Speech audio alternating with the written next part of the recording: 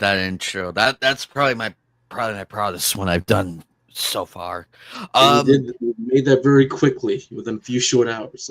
Oh yes, no sleep. Hello everybody, welcome to another edition of KnightCast. I am your host, ZeniMax. I am joined by the wonderful Silent Joker, and also, yes, the wonderful Silent Joker, and also the man, the myth, the legend, Nick Phoenix, the creator of the Screecher comic. The sign up is happening right now, ladies and gentlemen. The link will be in the pinned chat and everything, and so please hop on by and support this wonderful man right down here. Very talented individual. Welcome, Nick Phoenix. Hello there. Alrighty, we ladies and gentlemen, we've had a lot of news break out over the last 3 days, and we just finally caught up to it, and we were bickering back and forth in the background of what we're gonna push first. So, because there's so much to cover in a short amount of time that we have. So apparently, real quick, we everybody knows what's going on in the comic industry, in the wonderful comic industry. We have lost a legend. I believe it's Jim Shooter who who recently who unfortunately passed away. If I could find the Jesus. There was a more recent one on that I just said. So, what's the more recent one? Okay, yeah. So Jim Shooter passed away at 73. He is the he was renowned as the greatest EIC that Marvel had post Stan Lee. And part of the Bronze era, and with Frank Miller, Walt Simonson, John Bryan, and many others, took a toy and tie-in and made a blockbuster with Secret Wars, so many achievements, and wrote an Avengers run as well. So Phoenix, what do you know about this man and how he impacted you? Go ahead. Jim Shooter is probably one of the most important editors in comics ever, I would say. Like, he's right up there with like Julius Schwartz, Stan Lee. You know, like he like if there is a Mount Rushmore of comic editors in chief, he is on there. Like he is in that pantheon. At the same time, he's a bit of a divisive figure, because like he was known for being a straight shooter. Sorry. That's fine. But also the thing is, he held artists accountable. Like, artists hated him for the sole reason he kept them to their deadlines. Oh, wow. Ooh. That's interesting, because maybe some may not like that, but if you kind of like that, it's like he's the boss, I guess. Yeah, he's the boss, you know, kind of thing. But yeah. I think his legacy is more like way more good than bad, but it does kind of bear mentioning how, like, you know, he had a certain standard, held people to it, and some people didn't like that standard. I'm trying to put it gracefully here. Oh, absolutely, because we needed more people like him to keep people in line, and it's like, hey, your thing is late. Where is it? We have to have this out by the 4th. That should be brought. That standard should be brought back.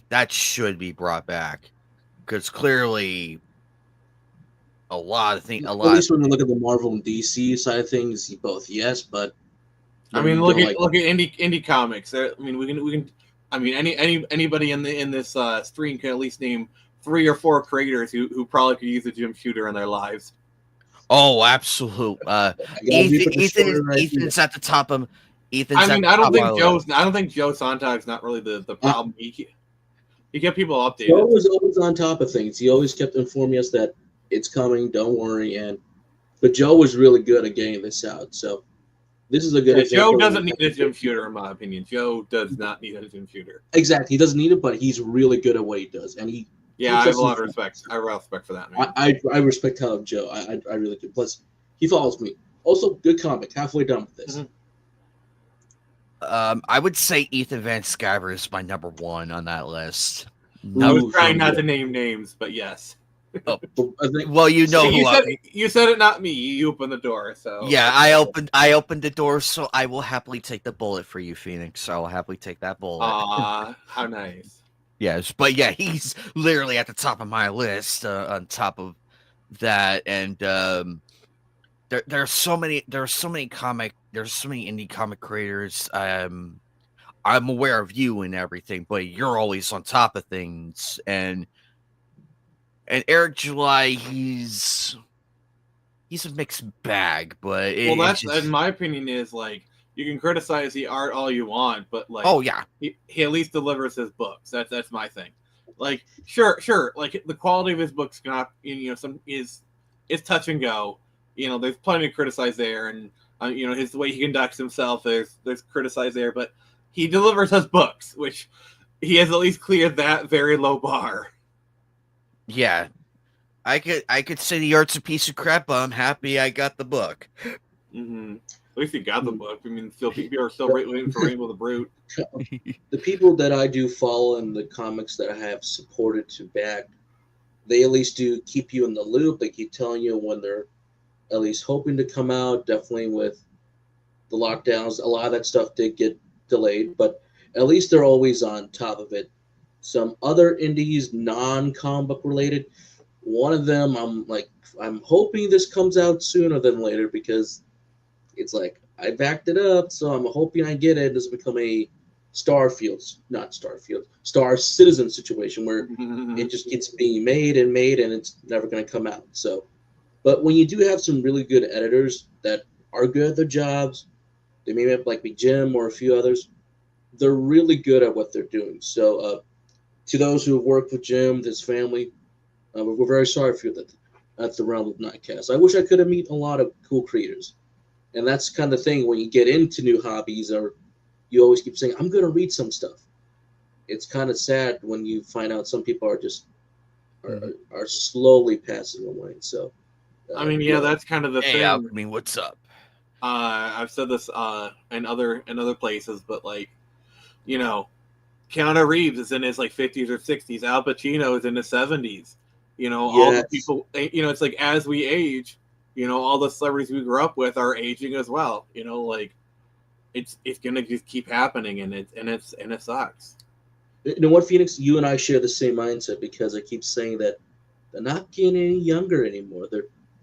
They're getting too old, and yes, I would love to meet so many of them, but I keep saying any day now, so many of them could go away. Like, I'm a music guy. I love you, John. Please just you can safely retire. You don't need to be making any more scores. You can for example, you want a reality check? Guess how old Rob Liefeld is? How old? 57 years old. I was going to say 50. He's got to be at least in his 50s. He's no spring chicken, But that's a guy who was big in the 90s. Yeah. So even someone like Rob Liefeld, who's kind of on the younger side, I'm looking up ages of.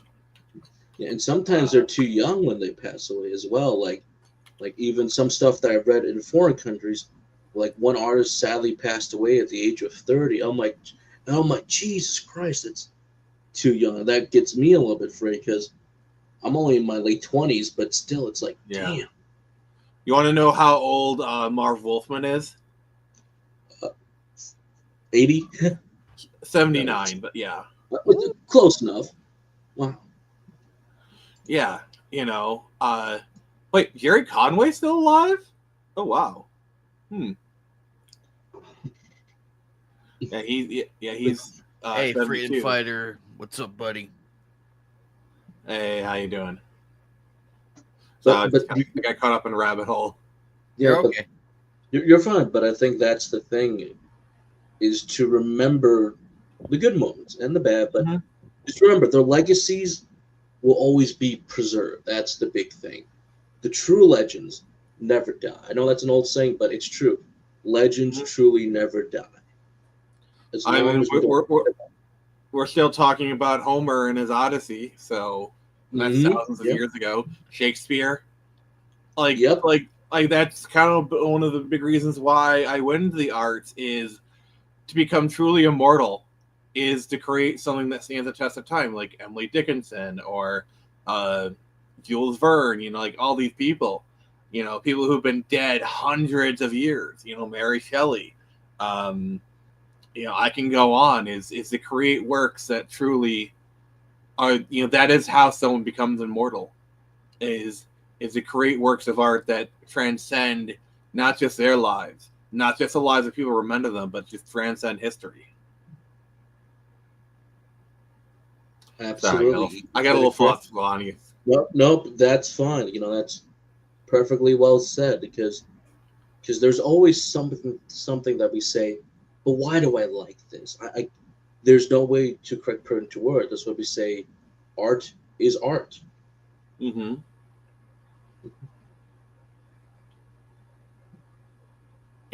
You're exactly right, and we're still talking. We're still talking about Stan Lee and many others. Mm-hmm. Alex Ross, Jack um, Kirby. I mean, Jack Kirby. Jack Kirby's been dead like almost 30 years at this point. Like, when did he die? I think he died in the 80s. Uh, um, looking it up. Yeah, he died in '94. You know, he died before a lot of the people listening to the stream were even born. Mm-hmm. So that, yeah. It's so sad when you hear somebody pass away. It's like, damn. And there was actually um I was recently playing Marvel's Ultimate Spider-Man, Okay. and because I heard about it, and I'm like, huh, I'll have to give this a try. And there's I believe it was that one. It had an exclusive interview with Stan Lee, Oh, that's right. I remember and that. Hmm. I nearly cried. Like I nearly broke down because you could tell, like, the way he speaks about the comics and everything. You could hear the passion, the happiness, the joy in his voice.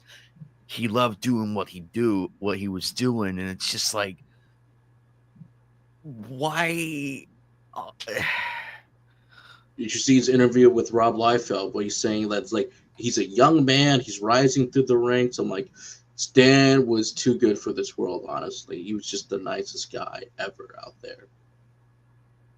Yeah, I will agree with Phoenix. There's And about I'm gonna push back into that a little bit.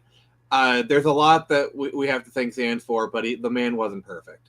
no, he He was a wasn't. flawed individual. He was flawed.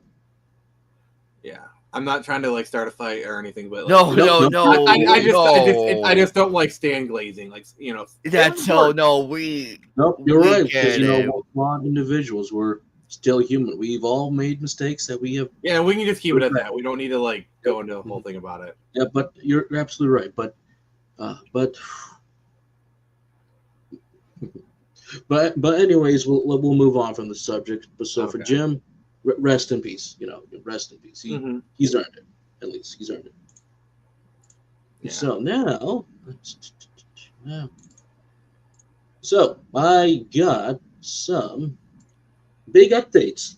Oh There's yes. more cast announced for the Dawn Street Fighter movie. So kind of Some of want these your I guys' really like. for each one at least. So Andrew Koji as Ryu, Noah as Ken. We know about Chun-Li already. Jason Momoa as this individual. I'm sorry, I'm Blanca. bad. Blanca. Thank you. Orville Peck as Vega. 50 Cent as sorry, I'm bad with names. It's one of those weird names. Balrog. Balrog. And then Then Roman Reigns as Akuma. So, gentlemen, give Oh, me there's your also another opinion. one that was announced. Yes, Cody, actually. Cody Rhodes is going to be Guile. Oh, they got that one already. Oh, wow. Yeah, Was that a Cody weird- Rhodes as Guile is definitely a casting that I approve of. Yes. Here's the latest one right here. Come on, just show. Not sure I'm okay with that, but I'll give him a chance. I'm a little to prove iffy me wrong. about this one. He's got some good track records, but I'm a little iffy. But then again, if this guy could do it, maybe he can. Maybe that's what they're trying to do. Yeah, that's what I'm saying. Like, I reserve the right to be wrong. I don't think he can do it, but I'm hoping that he proves me wrong. That's basically my stance.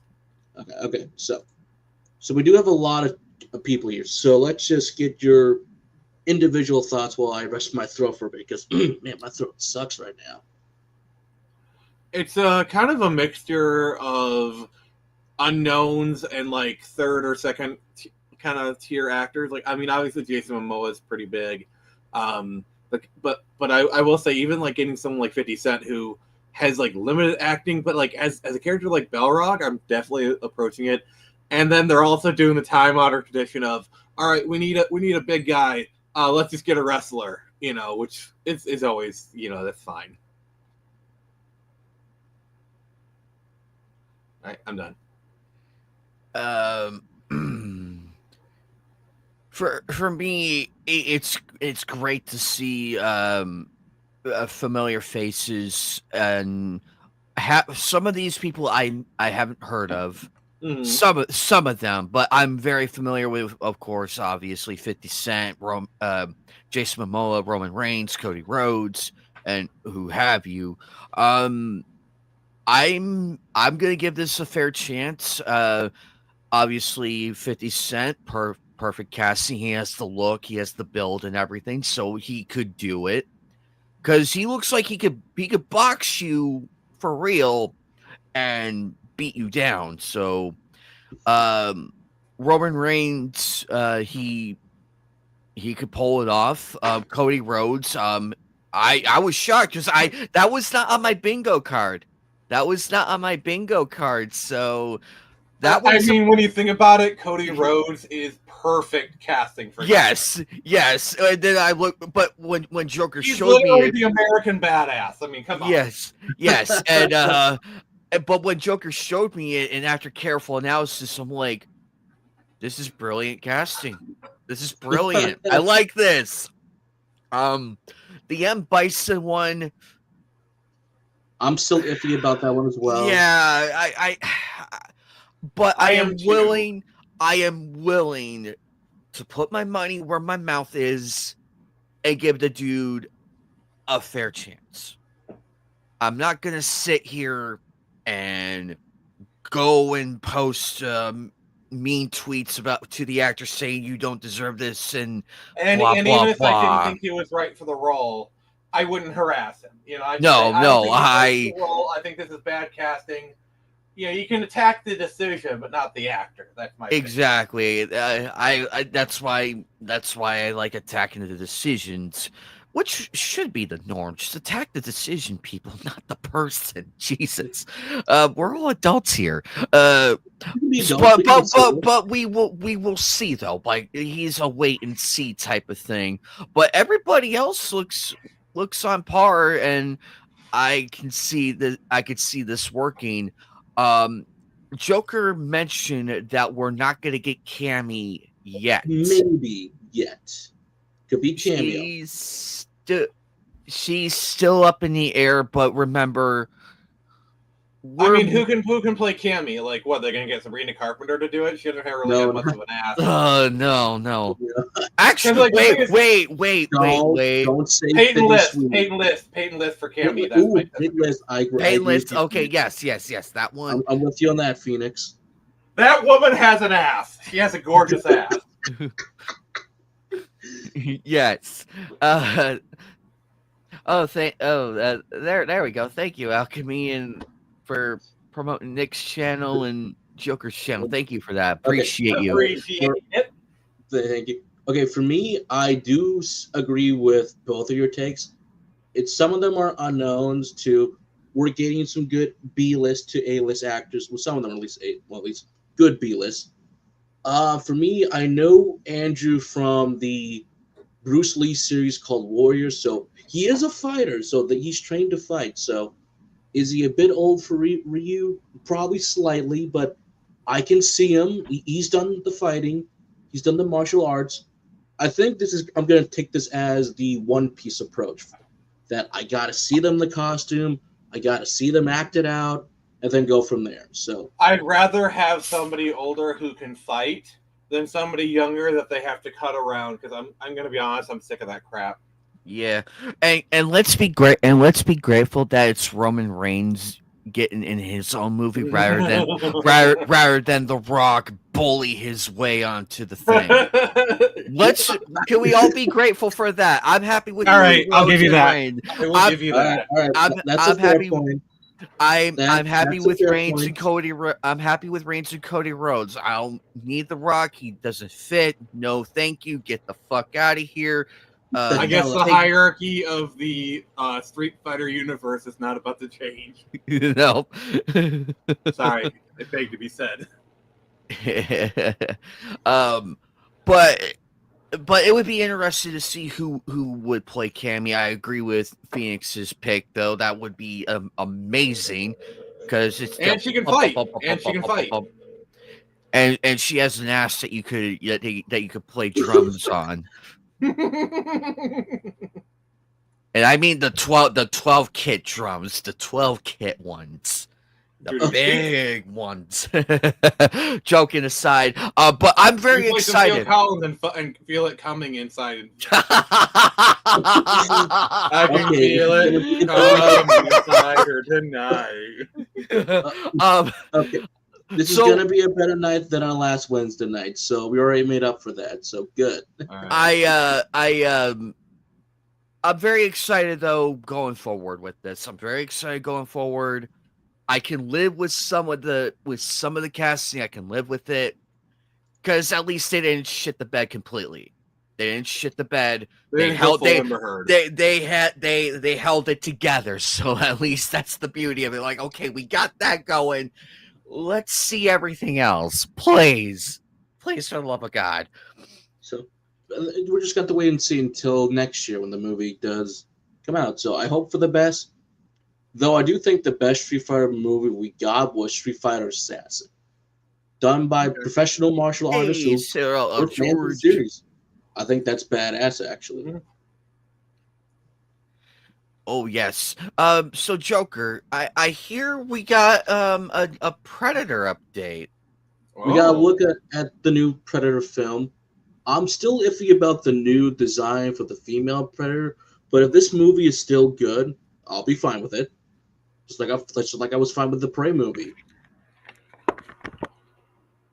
Yeah, Prey surprised me. Yeah, Prey surprised me a little bit. Because I based it off the trailer. I'm like, you know what? I'm gonna go watch this thing. There are some things I do like, and other things it's like, why is this even here? This doesn't make sense. But all in all, it did surprise me. But here we go. Here's the Predator Badlands one that Joker sent me. So far, I like it. So far, I like the weapon. I'm wondering what that sword's going to entail because Joker, we've been seeing that sword lately. We've been seeing that lately, and because we saw it in the other still shots and everything of this film. I believe so, and even for one of my horror movies I went to, there was the Predator trailer. I'm like, oh, this is the new trailer. I'm like, I liked what I saw, kind of like a human and android kind of teaming up to possibly take down two predators. The female Predator design for me, I like the concept. It's just the face is a little weird for me. Then again, the Predator's face, they've always been changing since the first film, so no big deal. But I hope for the best because I like the concept. Kind of cool, actually. He is one ugly motherfucker. That is a classic line. Nick, what's your take, buddy?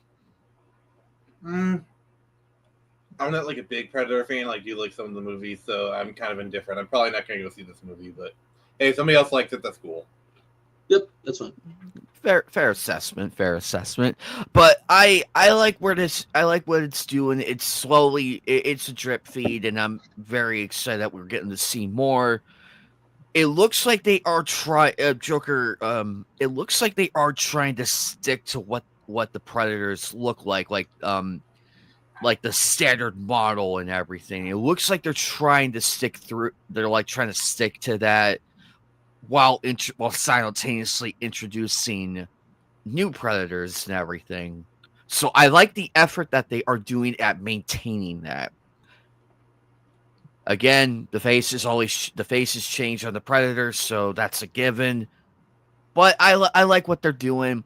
I cannot wait to learn more about what this is going to entail, and that sword and everything. I wonder what that is. What's the importance of it? Because we've seen it more than once, and everybody knows when you see an object like a sword or anything. Chekhov's gun. Yeah. Yep. And it's like, oh, yep, it's going to be important. This is the important item. Keep an eye on that. Mm-hmm. That's where it's going to go. Simple writing 101. That's how much we. Yeah. So far, though, I like where this is going, but I'm going to reserve everything until we see more. But, so Joker, I take it, I take it, Tiny Chef. Well, this is strange news for me because this is like a show that no one has ever even heard about, unless you're on Nickelodeon.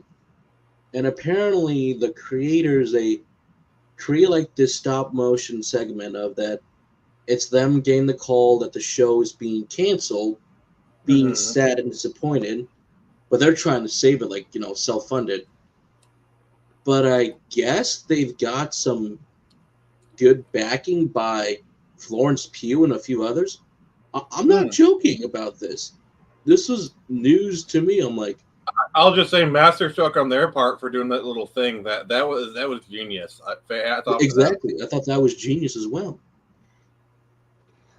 Yeah, so, there's Florence right there from the Thunderbolts thing. And I imagine a lot of them, they might be parents who like they watch the show with their kids and they enjoy it, and they don't want that show to go off the air. Maybe that's something. Probably that helped out as well. Then, I mean, most likely Alchemy, most likely. And film Twitter, when we hear something that gets canceled, we are sad and disappointed. But it's also something we haven't heard about. We're like, they have this show, and like Phoenix said, don't want to get it canceled. 1 or 2 episodes probably did it. It's like, let's go save it. So kind of good for them, actually. I mean, the thing that kind of I've never heard the show, but the fact that they won an Emmy and they're still getting canceled, that kind of bugs me the wrong way. They won an Emmy. Wow, great! Wow, that's kind of cool. Hey, Raquel, what's up? All in all, I like this. I like this. I'm glad that an actress is stepping up and actually putting their money where the mouth is. They could have just been like, "Nah, I'm not gonna. This is not important to me. I want to do this." But it goes to show that it's like, hey, this looks amazing. Why is it? Because it's like Kylie versus Acme, Joker. It's kind of like that. Yep. It's kind of like that. Hey, Myra Kitty, what's up? So, Raquel, what's your take on all this? This is the first I'm hearing about Tiny Little Chef. I haven't really seen the show, but I'm hearing that it was canceled and people are just not really happy about it. Yeah. And I'm assuming this is like stop motion kind of TV show, and I love stop motion stuff. So I'm like, this is the first time I'm hearing about the show. I definitely kind of do want to watch it, but I'm sad to hear it is getting canceled. It kind of makes me don't want to watch the show because of that.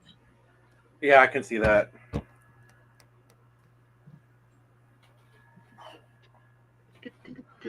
Are you finished? I think so. Yeah, we're Yeah. we're good. Yeah, Yeah.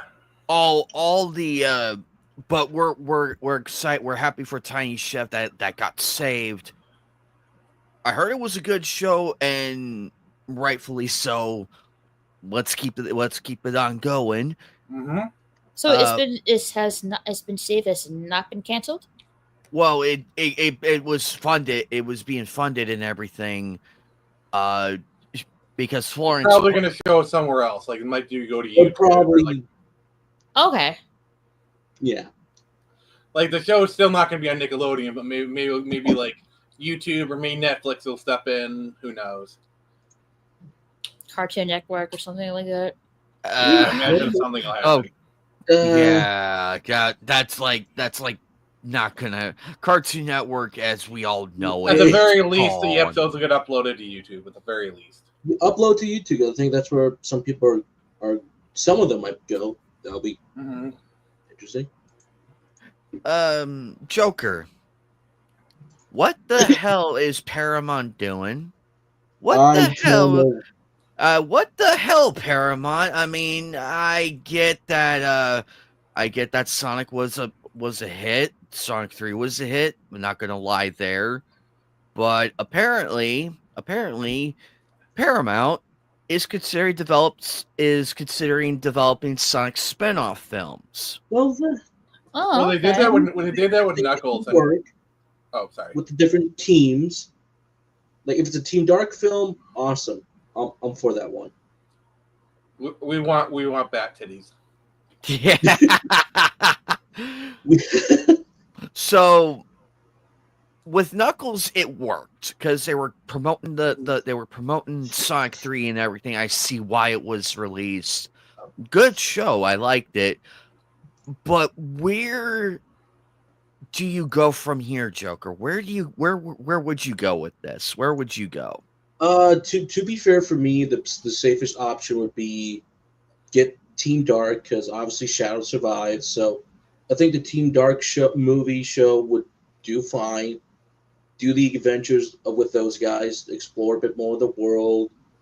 I know Tails' current voice actress, she kind of wants to spin off with Tails, so I think they could do that. But full-length feature films with different teams, I think the only one that safely does work is Team Dark because Amy would be better off as Team Rose as a spin-off TV Well, show. the thing is, we know Amy's coming because we got the post-credit scene with the Metal Sonics and Amy Rose in it.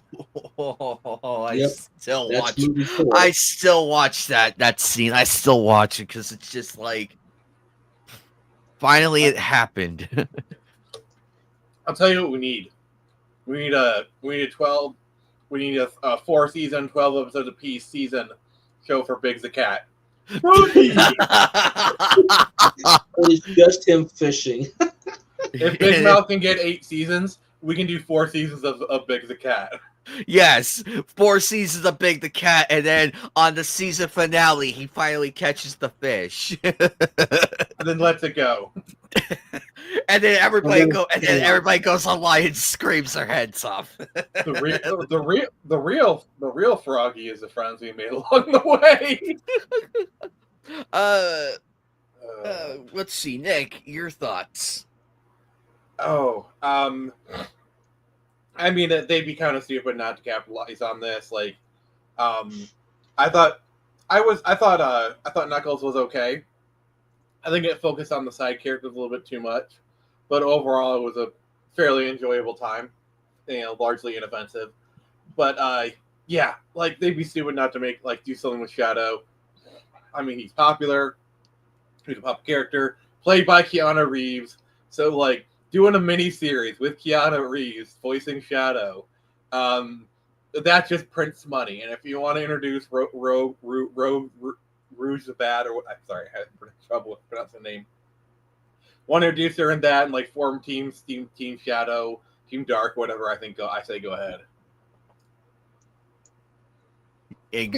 Exactly, and I agree. Rouge is coming. Rouge is coming. It's just a matter of when. But I I'm gonna safely say, okay, you're at least taking advantage of this now. Just don't be like Marvel and be stupid and take it in a different direction that it would just kill all the momentum that this currently has. Rouge the Bat, voiced by Scarlett Johansson.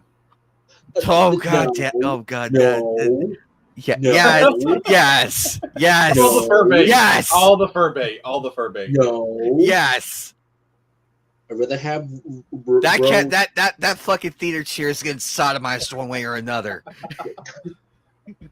One way Oh or my god, another. the popcorn bucket. You're gonna Rouge the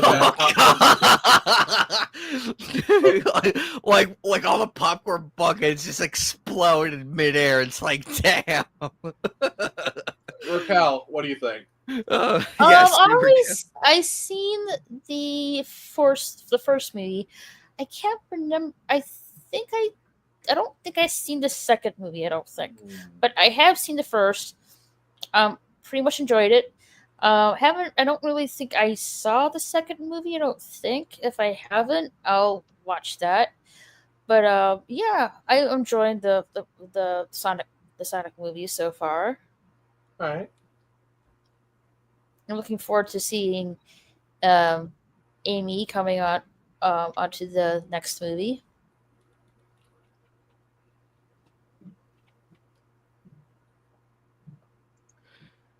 But all in all, I'm really excited for this. We'll see what comes out. Because Sonic, I believe it's going to be Sonic 4 next. I think in 2 years, in 2 years from now, we have Sonic 4. So yeah, I wonder what storyline they're gonna cover, because first one was this kind of its own thing. Second movie, they essentially did Sonic 3. Third movie, they're doing Sonic Adventure 2. I wonder if we're gonna get Sonic CD, because that's the logical route. Because they already pulled the trigger on Metal Sonic. He looks gorgeous, and Amy as well. Which, keep in mind, Amy does make her first appearance in Sonic CD. I mean, that's very possible. I think so. I could see them going in that route, and that's the more logical route. Like, that's how they first meet and everything. And I'm okay. That also means time travel. That also means we get time travel, which I'm not sure I want. Well, yeah, we're probably gonna get. Most likely, we're gonna get the time stones, which are a differential to the Chaos Emeralds, but it's a complicated matter to explain. Both. I wonder, like, with Amy coming out to the next movie, I'm wondering if we're going to see Rouge as well. Not only that, like, are we going to see the Supersonic in the next movie? We got him in the second movie. Oh, and okay. And in the third too. In the third, we did. Yeah, we got Super Shadow as well. Okay, so I definitely haven't seen the second movie then. Okay. Yes, so you're completely fine, Raquel. You're completely fine. You'll get a pass on this one. So I definitely need to catch up on the second. You're okay. Movie. You're okay. You get the pass on The thing this. I like about the third movie is they literally recreate shots from Sonic Adventure 2. Like, they do the dash where, like, they show each other in the intro, and, like, the power up before it. Yeah. And when Live and Learn kicks in, it's like, oh my god.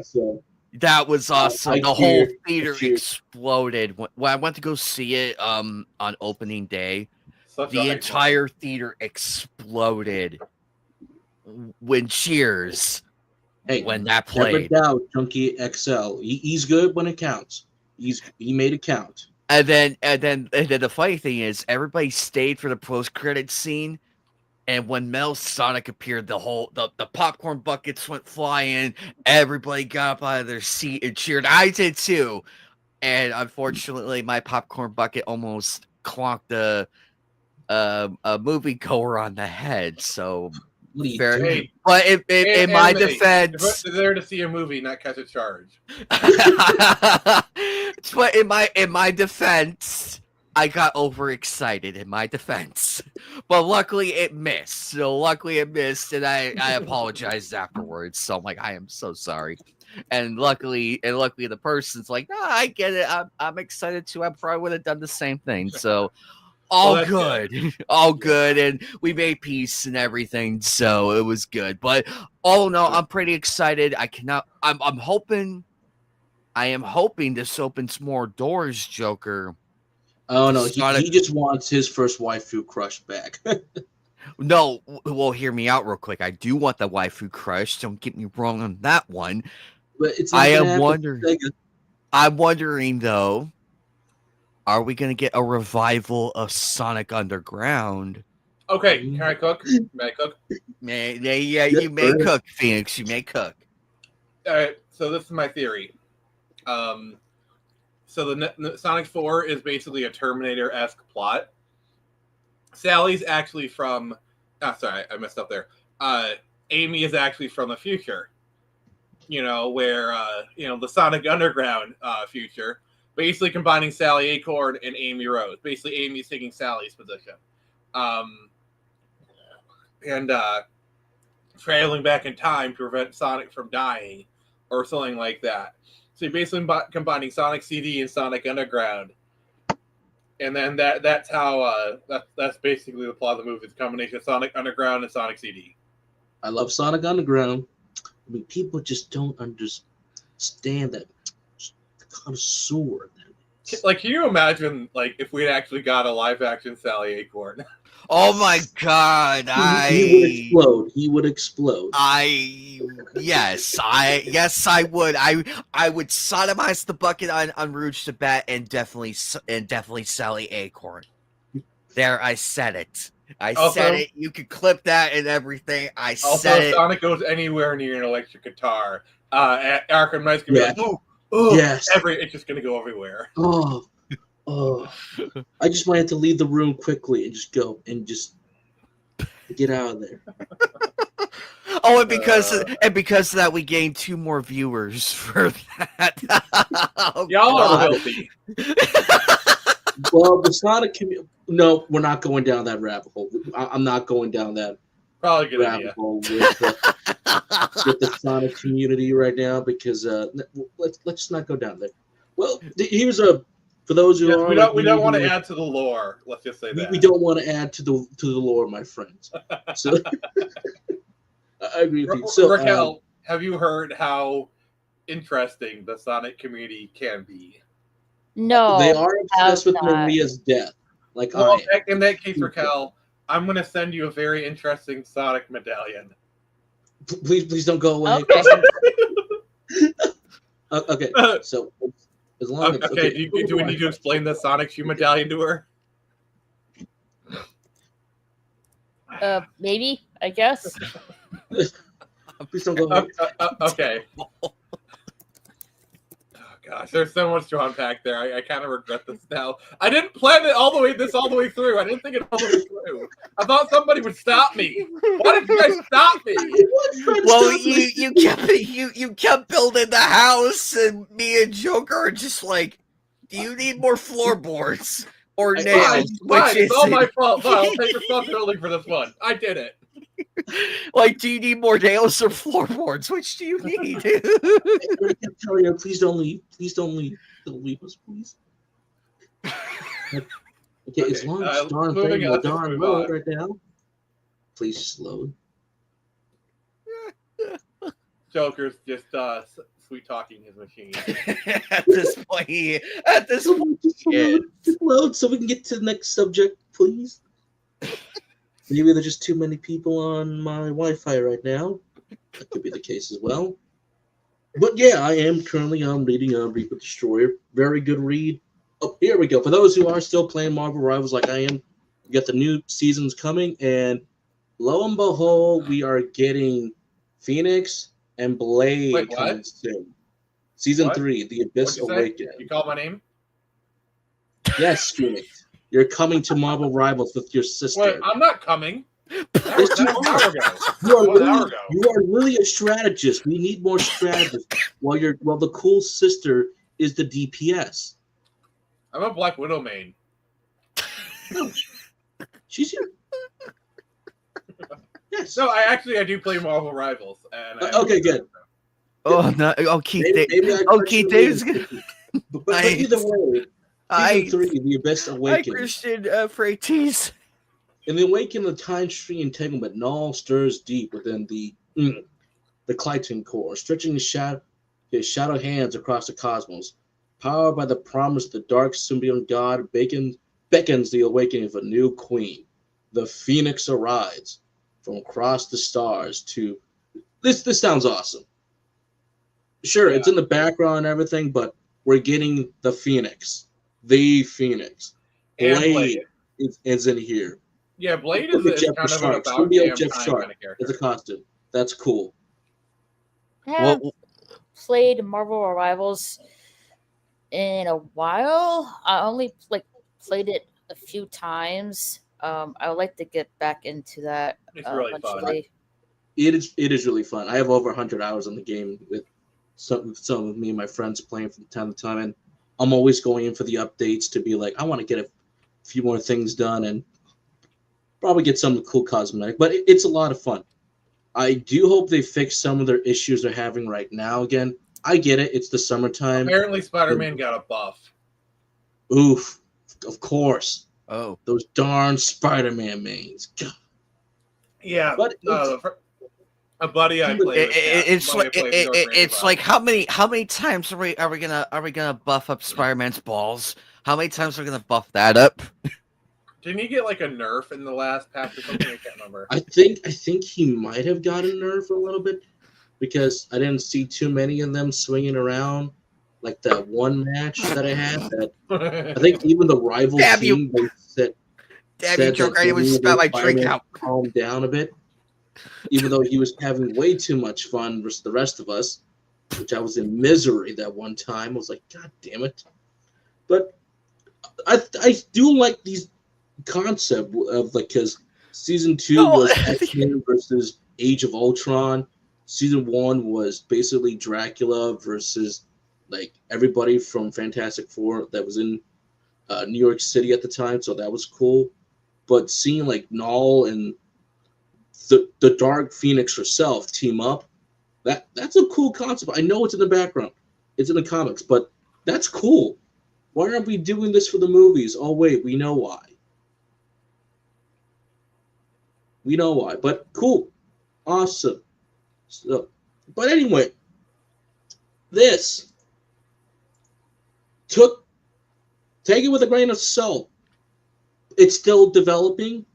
There are multiple Transformers movies in the works. So Michael Bay's coming back with a few Transformers films.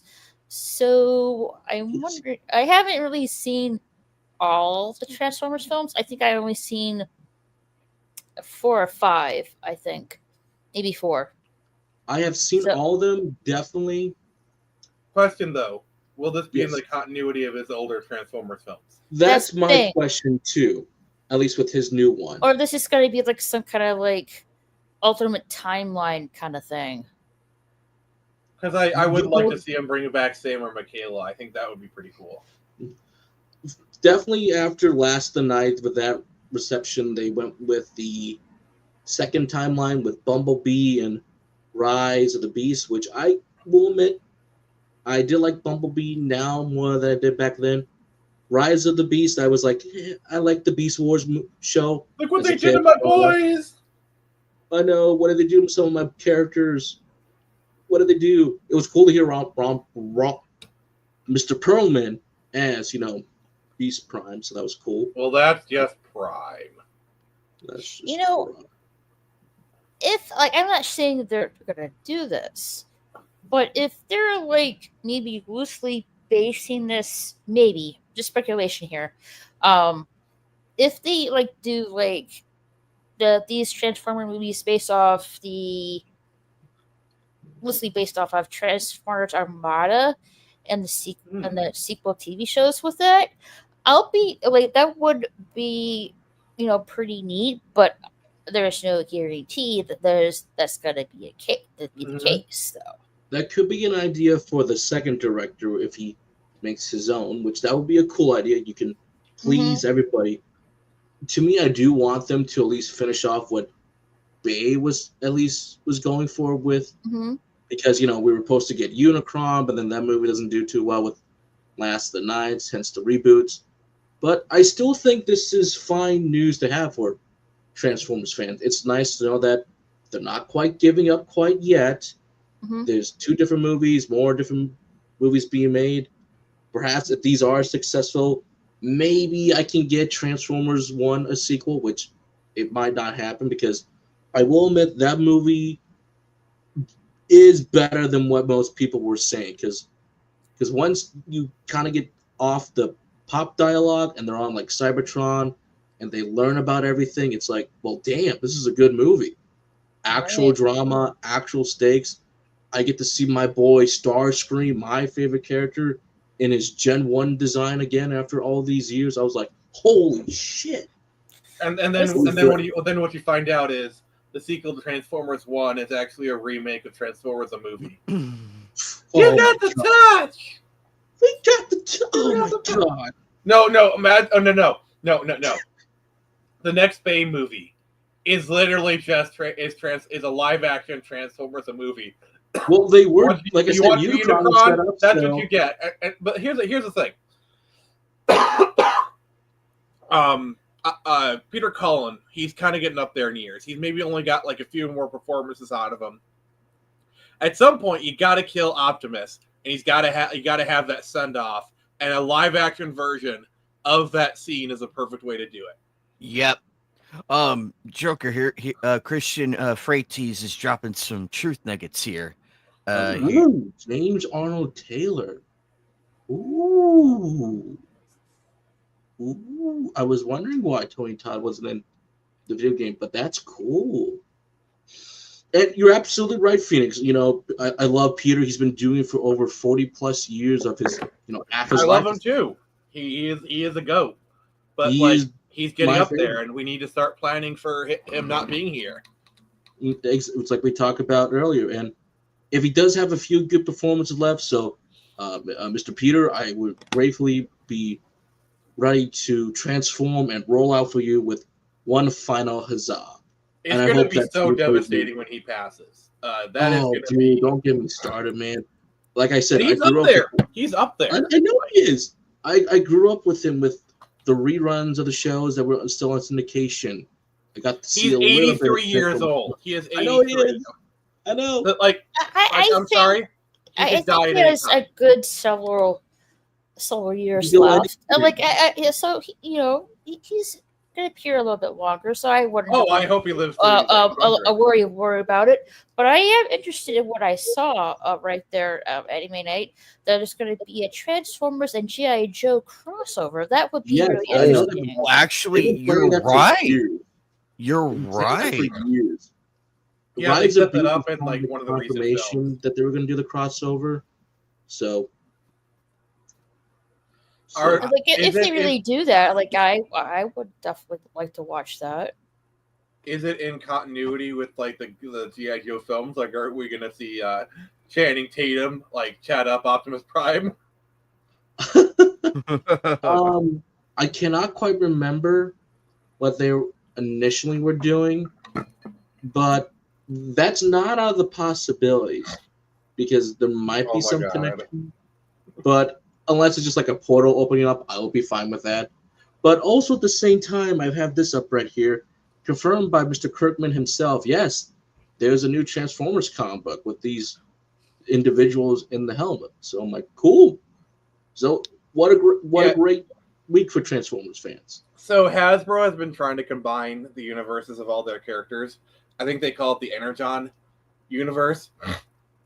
Like at one point, they actually even plan to incorporate Power Rangers into that universe. So just kind of think about that for a moment. Power Rangers, how is gonna fit that all in with Transformers and GI Joe? Yeah, this is Hasbro we're talking about. Yeah, no, like just imagine like a giant Optimus Prime versus Megazord. Oh God!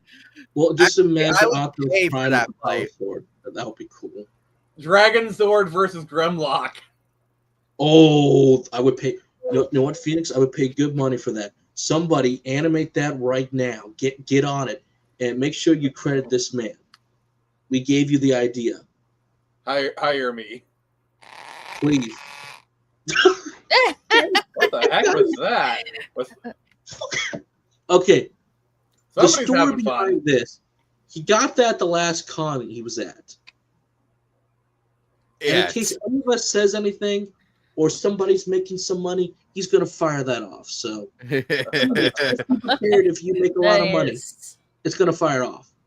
Yes, I got it. I got it as a practical gift, as a practical gift to myself for the channel, because it's like It's a It's gag a very gift. practical. It's a very practical gift. yeah, and they gave me a lot, and in the package gave me a lot of like a fat stack of the fake 100. So I'm like, God damn, I don't need that much, but okay, I'm not gonna complain. I would like to go back to a con one of these days. It's been quite a long time since I've been to a convention. I'd like to their go shows are back. fun. Oh, they're fun. I've been to the Dallas Fan Expo Comic Con a few times. Ooh. It's really crowded over there, but it's really fun. I met some really good voice actors over there. I met the biggest one I met was the stand-man Lee before he sadly passed Nice. away. Oh, Saw Christopher Lloyd, some of the great actors guy. from Princess Bride. Met some of the Nice. anime voice actors. I'm forgetting his name, Anime but I think Chris Sabat, Vegeta, Sean Schimmel, Vegeta and Goku, for one of the few. Colleen Clicking Beard, aka one Luffy from One Piece, Urza from Fairy Tail. Oh, there's so much more and stuff like that. But yeah, I'd like to go back, possibly, maybe in a year or two. It's been a long time since I've been to a convention, but they're really fun. Yeah, they really are. Oh. I'm actually, it's a troll. Don't worry about it. Oh, okay. But yeah, I'm actually going to be doing a con here, not this weekend, but next weekend. It's a pretty big one. Nice. Yeah, Ooh, wow. Good luck. I do them a couple times a year. I sell my comics there. So yeah, if you're going to be in the Lansing, Michigan area, the weekend of the 12th, come by to Capital City Comic Con and say hi. Mhm. Oh, we got a comment. Hey, bro, I read your comics. They're so ooh, good. Yep. We already commented on it. They're troll. Don't pay any mind. Yeah. Yeah, I took a break from cons last year just to save up money and everything. Also, thank God, because the job got a little hectic, so I don't think there was going to be a chance I would get a day off for the convention, even on time, if I really got down to the wires. But this year, my bosses, they whenever I mention going to a convention, after I request the time off and everything, they bombard me with who are you gonna go as? Who are you gonna go as? So I hear you're going to a convention. They're literally pushing for me to go and everything. Jesus. I don't really cosplay at conventions. I just like seeing other people cosplaying and stuff at the conventions, and and also there's so much stuff you can get too. I'm like, I should just bring a shopping cart with me instead of a bag. You should see me. I'm sitting by the time the convention's over. I had literally I had so many mystery boxes. My roommate was looking at me. She's like, "How are you carrying all of this? Plus your autographs and everything." Where there's No. a will, there's a way. Yes. I mean, Yeah. you can get those those I don't know what you would call it. They're kind of like a bag with wheels. You can get you can bring to a convention. I wish we could do that, but based on everything, my roommate has 3 tote bag. She has 3 of them in one bag. Mm-hmm. So I'm able to fit I'm able to fit as much as we could. Unfortunately, I could not fit the bat. Luckily we had the giant one, and we were able to fit that signed Batman the Animated Series poster that I have. We managed to fit that. You saw Kevin Conroy? You met Kevin Conroy? No, he's that's gonna be a passed. I thought like never mind. Like But I the silver lining, the silver Batman. but the silver lining is I got to meet the producers and the the nice. storyboard people behind the animated series. And also I got to meet Oh. Batman Beyond creator Alan Burnett. I loved. Okay. So one of my favorite con stories. Can I say one of my favorite con stories? Yes, go ahead, buddy. Go ahead. Yeah, go ahead. So this is like around 2014, so over 10 years ago. Me and a friend of mine, we were at a local con, and he met Lou Ferrigno, like the original Hulk guy. And he was very kind of businessy. Like my friend was like, "Oh, you're my childhood Hulk." He kind of ignored him. They took the picture and left. So that was kind of a subpar encounter. And then we went to like this corner, and it had Colin Baker there, who was the Sixth Doctor, if I recall, of Doctor Who. And so, like, my friend is a big Doctor Who fan, so he's like rummaging through. He comes across the Polaroid of Lou Ferrigno, and Colin Baker, without missing a beat, said, "Oh, you met Lou? He's bigger than I am." So it was such a, to me, I always remember it because it was such a palate cleanser. After like the cold, kind of sterile meeting with Lou Ferrigno, then we met Colin Baker, who was just so warm and kind, and it was just kind of like the refreshing thing you need, to, kind of thing. Okay. So he's got that encounter. Mine was my very first con that I went to back in 2019. I love telling this story. Dressed up as one of the characters from Fire Force. So basically, I was one of the characters that had to give out the prayer every single time. And to make that short, one of my buddies, we get a different hand from a different show. And as on our way back to the car, he's like, "Hold on, just wait for me." I'm like, "All right, I'll wait for you."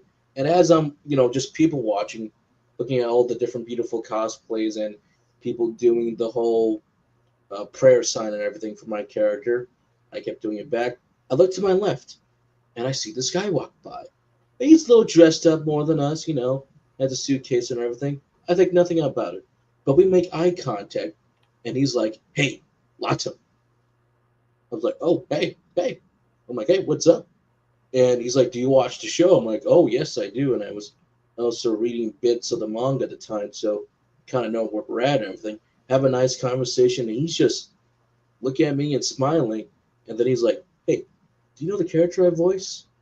And I'm like, "Wait a second." In my head, I'm like, "Wait a second, what's going on here?" And I'm like, "You kind of sound familiar."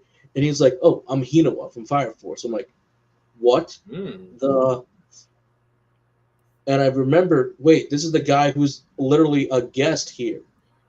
I'm talking to one of the guests, and my stupid head brain forgot about him.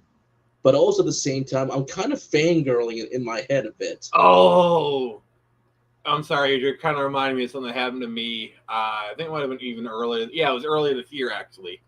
So in my head, I'm fangirling. But he was cool. I'll go. Go ahead, tell your story. Oh, no. I didn't want to talk over you. Are you finished? Yeah, I was done. See, I'm done. Oh, okay. I'm sorry if I was talking over you. I like, No, you're fine. It happens to me all the time at work, so go right ahead. All right. Well, I just still wanted to apologize because, you're fine. I accept your apology. Okay.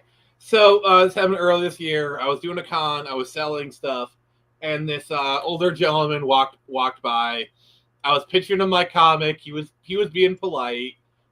He eventually decided not to buy the comic, which of course happens. But as he left, the person at the table right next to me leaned over. He's like, "Do you realize who that was?" I'm like, "Should I?" It was Flash Gordon.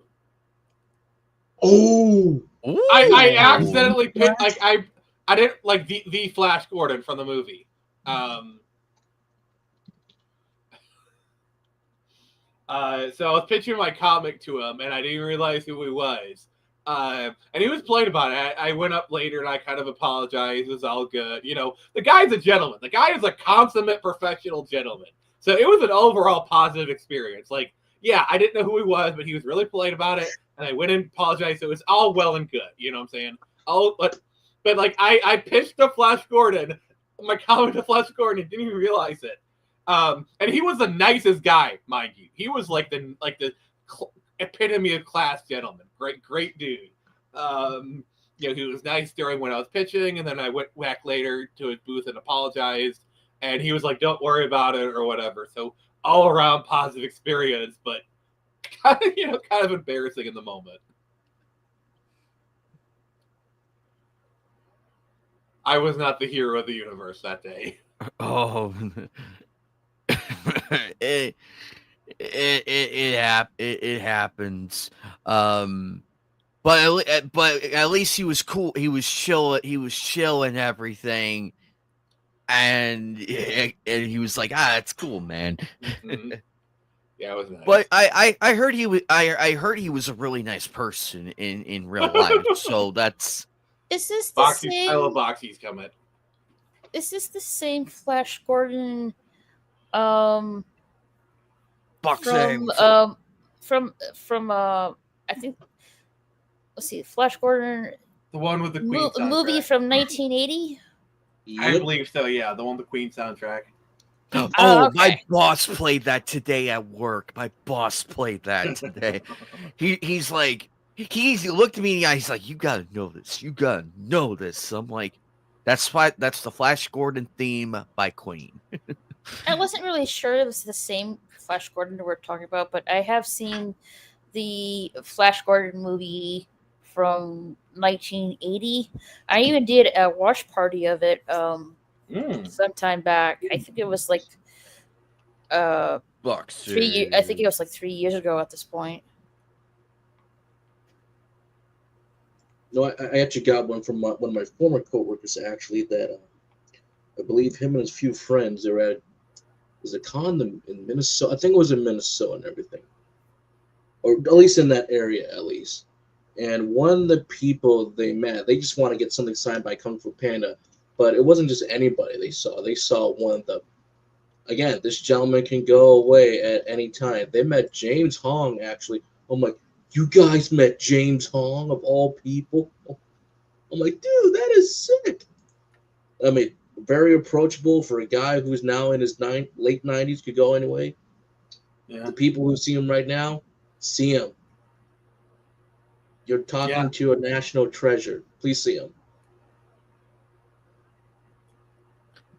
And I know he did one where he did the quote of, "I'm looking for the girl with green eyes." Well, Trouble in Chinatown. That was. Okay, Boxy has an interesting question. Okay, what's that?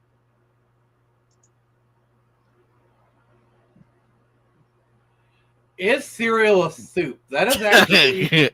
I gotta admit, Boxy, that is actually a really good question.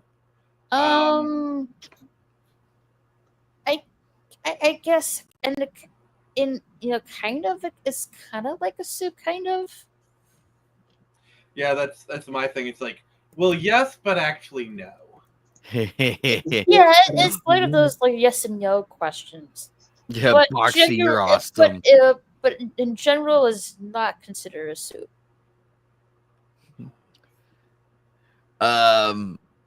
So Phoenix, real quick, we could include this in. You sent a Chuck E. Cheese thing, and now you have my interest.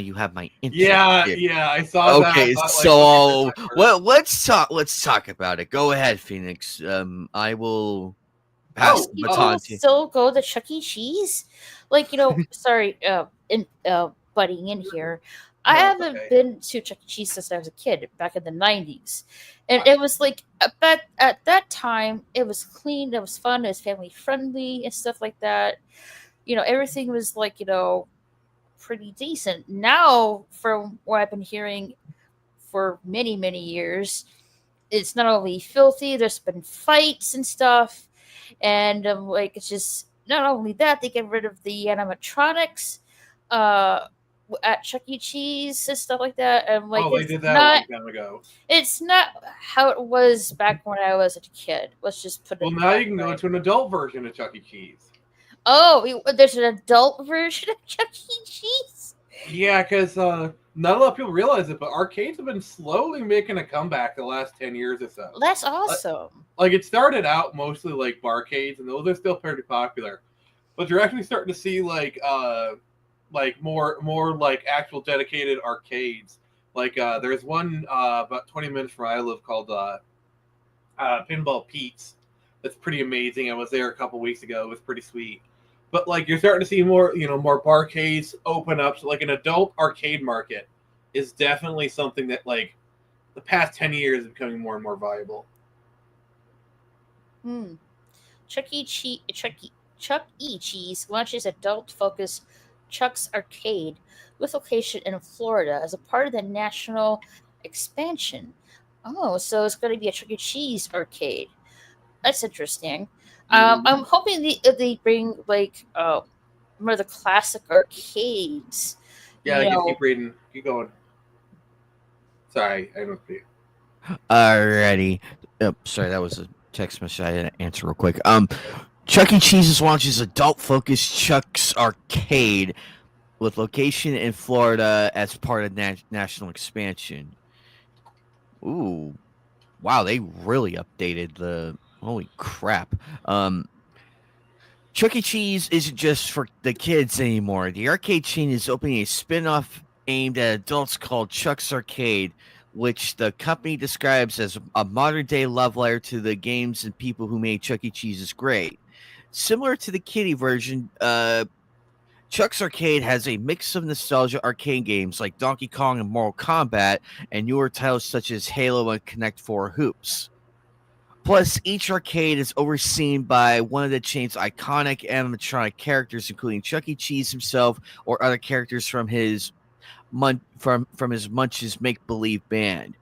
10 are open so far at malls across the United States, with arcades in St. Petersburg, Florida, Tulsa, Oklahoma, El Paso, Texas, and St. Louis. Each location looks different, decorated with original artwork that celebrates the band's past, according to the release. Well, that's a good thing because we do need more arcade. I'm glad that and like Phoenix said, arcades are making a comeback, and this is one of them. And I'm liking that we're getting more back because the arcades were a lot of fun back in the day growing up, and then when we got the home consoles and everything. But I still do remember. I'm sorry, Anime. I like this idea, like bringing back arcades, especially with the classic games and stuff. I know the one-up arcades are pretty popular at this time, but not everyone can afford those, and there's so many of them. So it makes sense to see the actual arcade coming back in style. Mm-hmm. Definitely. But also because I remember, and unironically, Phoenix. This place, it's still in Michigan. West of Harrison Township. It's west of Harrison Township. Marvelous Marvin's Mechanical Museum. Actually, no. There was this place that had laser tag and arcade and everything. When I went there as a kid, back in 1997. It was called Laser Zone. It's still there. It's still there. Well, I was there. Nowadays, we have a chain called Zap Zone. They have like laser tag in a bunch of places. Yes. From the Detroit area, Zap Zone place to go. With California Ford 44, yes, like Dave and Buster's, I do consider it somewhat an arcade, but it's half like arcade and half more modernized games. last time I'd been there, there was like a old Batman arcade game there. There were some like older vehicle games over there, but they had this huge new Rock'em Sock'em game over near my Dave and Buster's that I'm close to. Um, it's cool. Like, I don't mind, you know, um, like Dave and Buster's having some of the classic arcade games and some newer ones. But I think they're coming more like moving towards newer stuff than classic games. It's just like kind of a bit sad. But hearing that this is coming, um, arcades itself is coming back, that really makes me happy. Like, we should see more of that stuff, come back.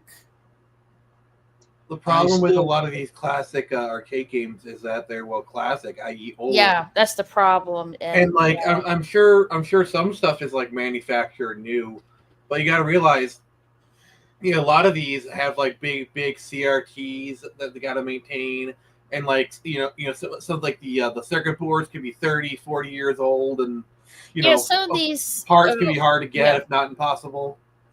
Like with any classic arcade games, like the maintaining with those arcades can be a bit pricey.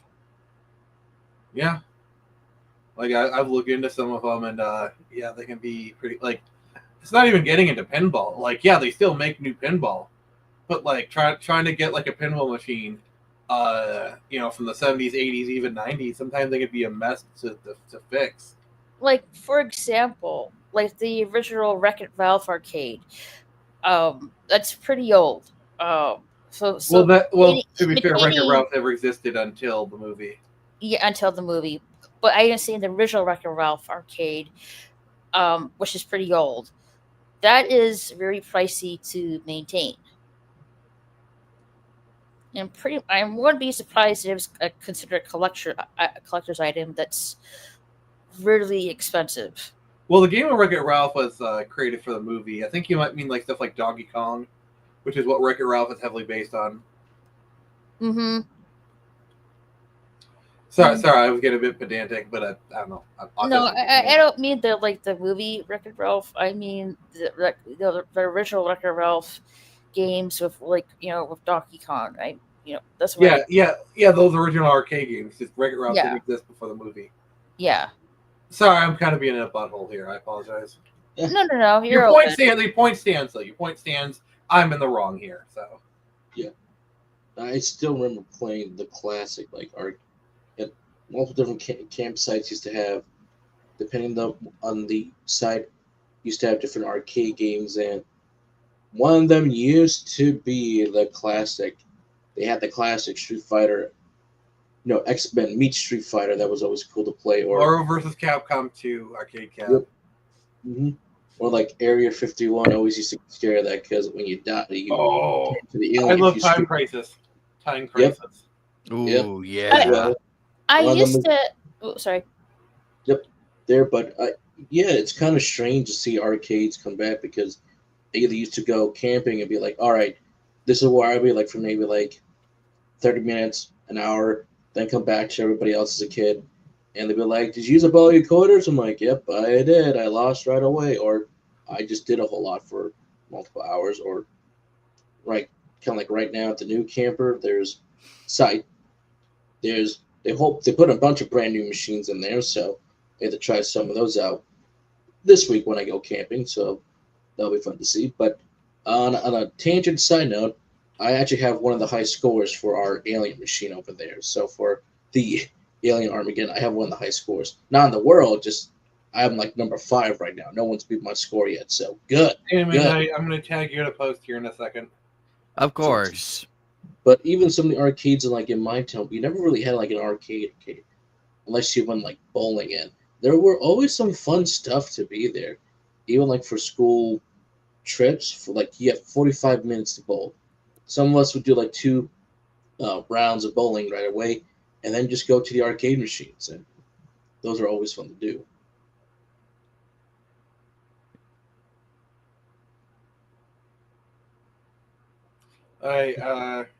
It's uploading now. But it is Alright. strange. You guys are not wrong. Like maintaining these machines, they are expensive. I know a couple people who own pinballs. Some of them are the old ones. Some of them are the brand spanking. But they are a pain to maintain. Oh, indeed, yeah. Let's see.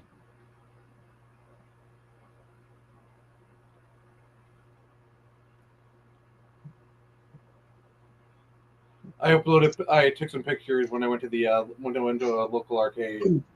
Ooh. Hang on 1 second. I'll pull it up right now. Here you go. Alrighty. Oh. Woo! What? Wow. This looks well maintained. I'm gonna steal that. Yeah, I'm uploading like a second round. Adams, I love that one. I had so much fun playing that at Starfighter Arcade and at Game on Expo. I had so much fun playing that. I'm uploading a second round of pictures. Absolutely, right now, so. absolutely. Oh Yeah, wow, this you is got Damn. I could see Street Fighter 3, Arkano. I see Monster Bash. I see Monster Bash in the back. Way in the back over there. I recognize the cover and everything. I recognize it. Oh, what's that one? I never seen that one.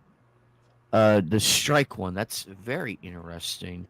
Yeah, give me a moment and I'm gonna let him add more so that way. I need your help. All right, no, there's a second round that's already ready for you. Oh, and I'm uploading a third round. okay. Speaking of which, oh crap, I lost my plot. I remember this. I remember. What sucks is the video feed on those were like really crap. I eventually played the one on the far left. The controls were really weird because it was like an up and down kind of thing. Took a little thing to get used to. Eventually timed out. I mean, I had a heck of a lot of fun still. I did not play this one. I always wanted to, but couldn't find one. But it's out. It's the Steam has it. Good Old Games has it because I recently. But the way the arcade game is set up, that's a bucket list right there. And I'm happy to play that. I was happy to play that one. But you're not wrong there, Phoenix. You are not wrong. I'm like, geez. Been playing House of the Dead many, many, many times. Good game. Yes. Actually, my work, the place I work at has this. We have this at the place I work at. But I did eventually. But that's all I am going. But that is all I am going to say. That is all I'm going to say. I'm going to stop right there. Wait a minute. Is that the Star Wars arcade trilogy? Oh, they had the Star Wars battle pods.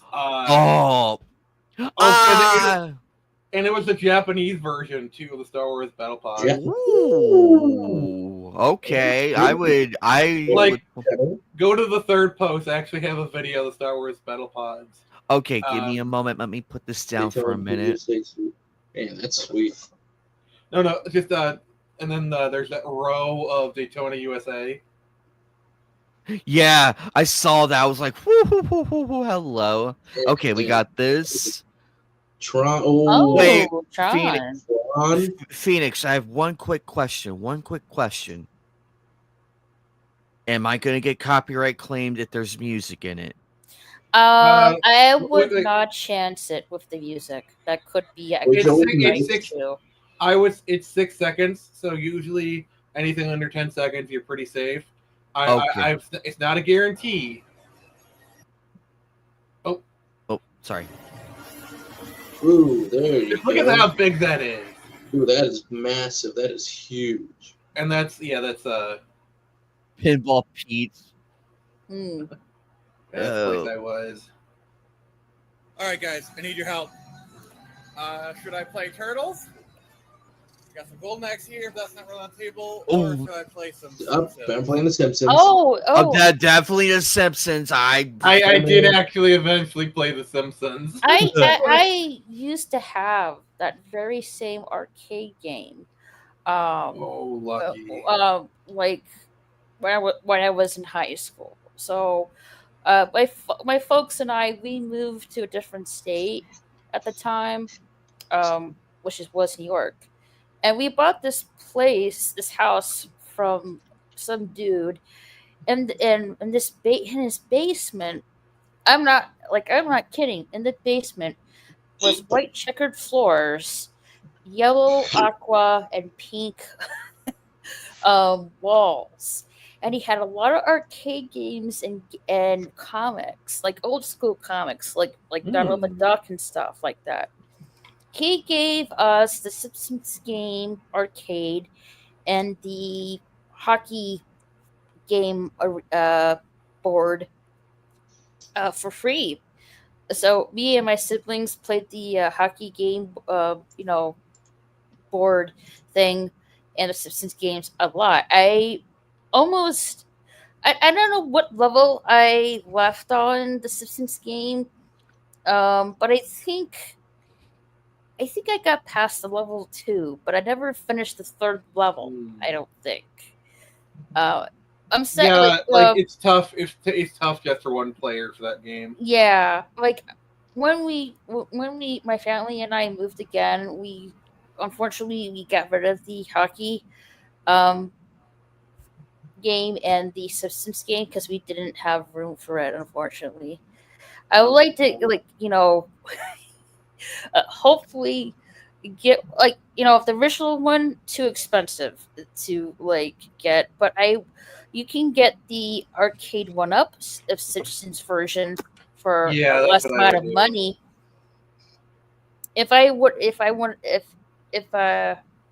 Maybe eventually one of these days, if I would want to get one, I would get the arcade 1-up one because that looks expensive with the original arcade game.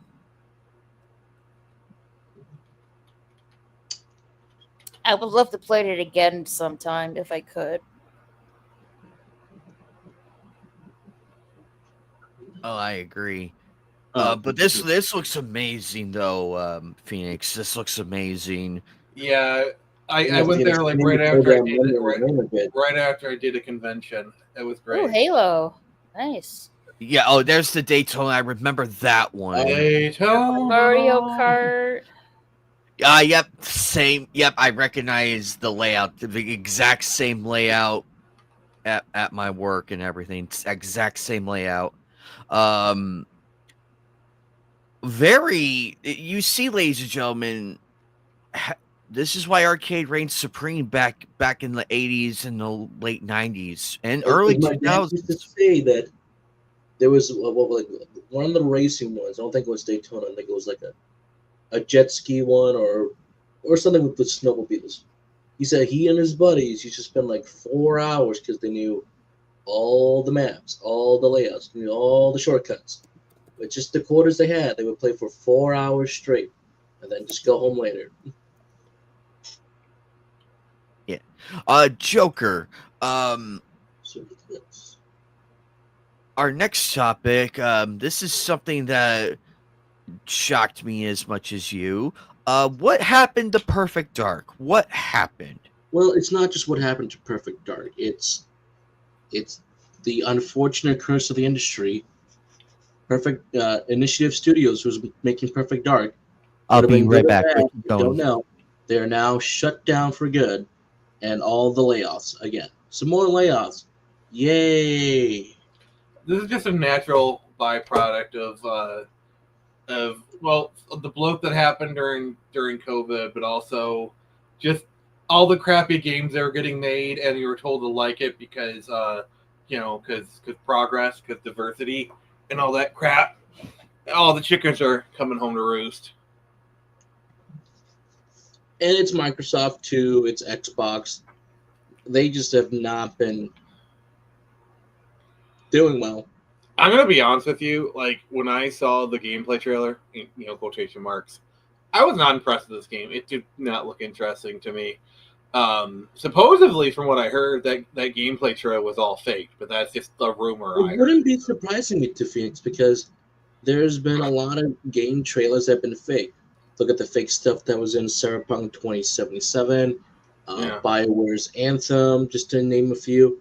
It's very easy to create a, what's it called, vertical splice, and just get it out the door and be like, hey. That's why I appreciated recently with CDPR when they did their tech demo for The Witcher. They were very clear. This is not gameplay. This is just a tech demo. This is not actual gameplay. So I'm like, okay, at least you're honest about it. I can respect that. This time around. And some of the tech stuff, it did look impressive. I'm like, will the actual game be like this? Who knows? But at least they were honest about it. Exactly. They learned the lesson this time. You learned the lesson. Yeah, I think that's a good way of putting it. They learned their lesson. Fool me once, shame on you. Fool me. Oh, wait. What's the saying go? Fool me once, shame on you. Fool me twice, shame on me. Exactly. So, but it would have been good. I don't know, but when they kind of don't know, I think even I heard a rumor back that was pouring on that they didn't know what to do with Perfect Dark, even when they were developing it. It's not that hard. She's a female spy, and there's conspiracy stuff. This is basically Deus Ex with more shooting elements. Seriously. Also, they were the first ones to say they were the origin of the quadruple A gaming. So it wasn't Ubisoft, it was them. These guys started it. And that's the other thing. The character design for Joanna Dark was very unappealing. It was a very I'm not saying she needs to have massive freaking honkers or whatever. It's just need to be beautiful. Yeah. Raquel, what do you think? I'm not really familiar with this one, so I don't really have any input.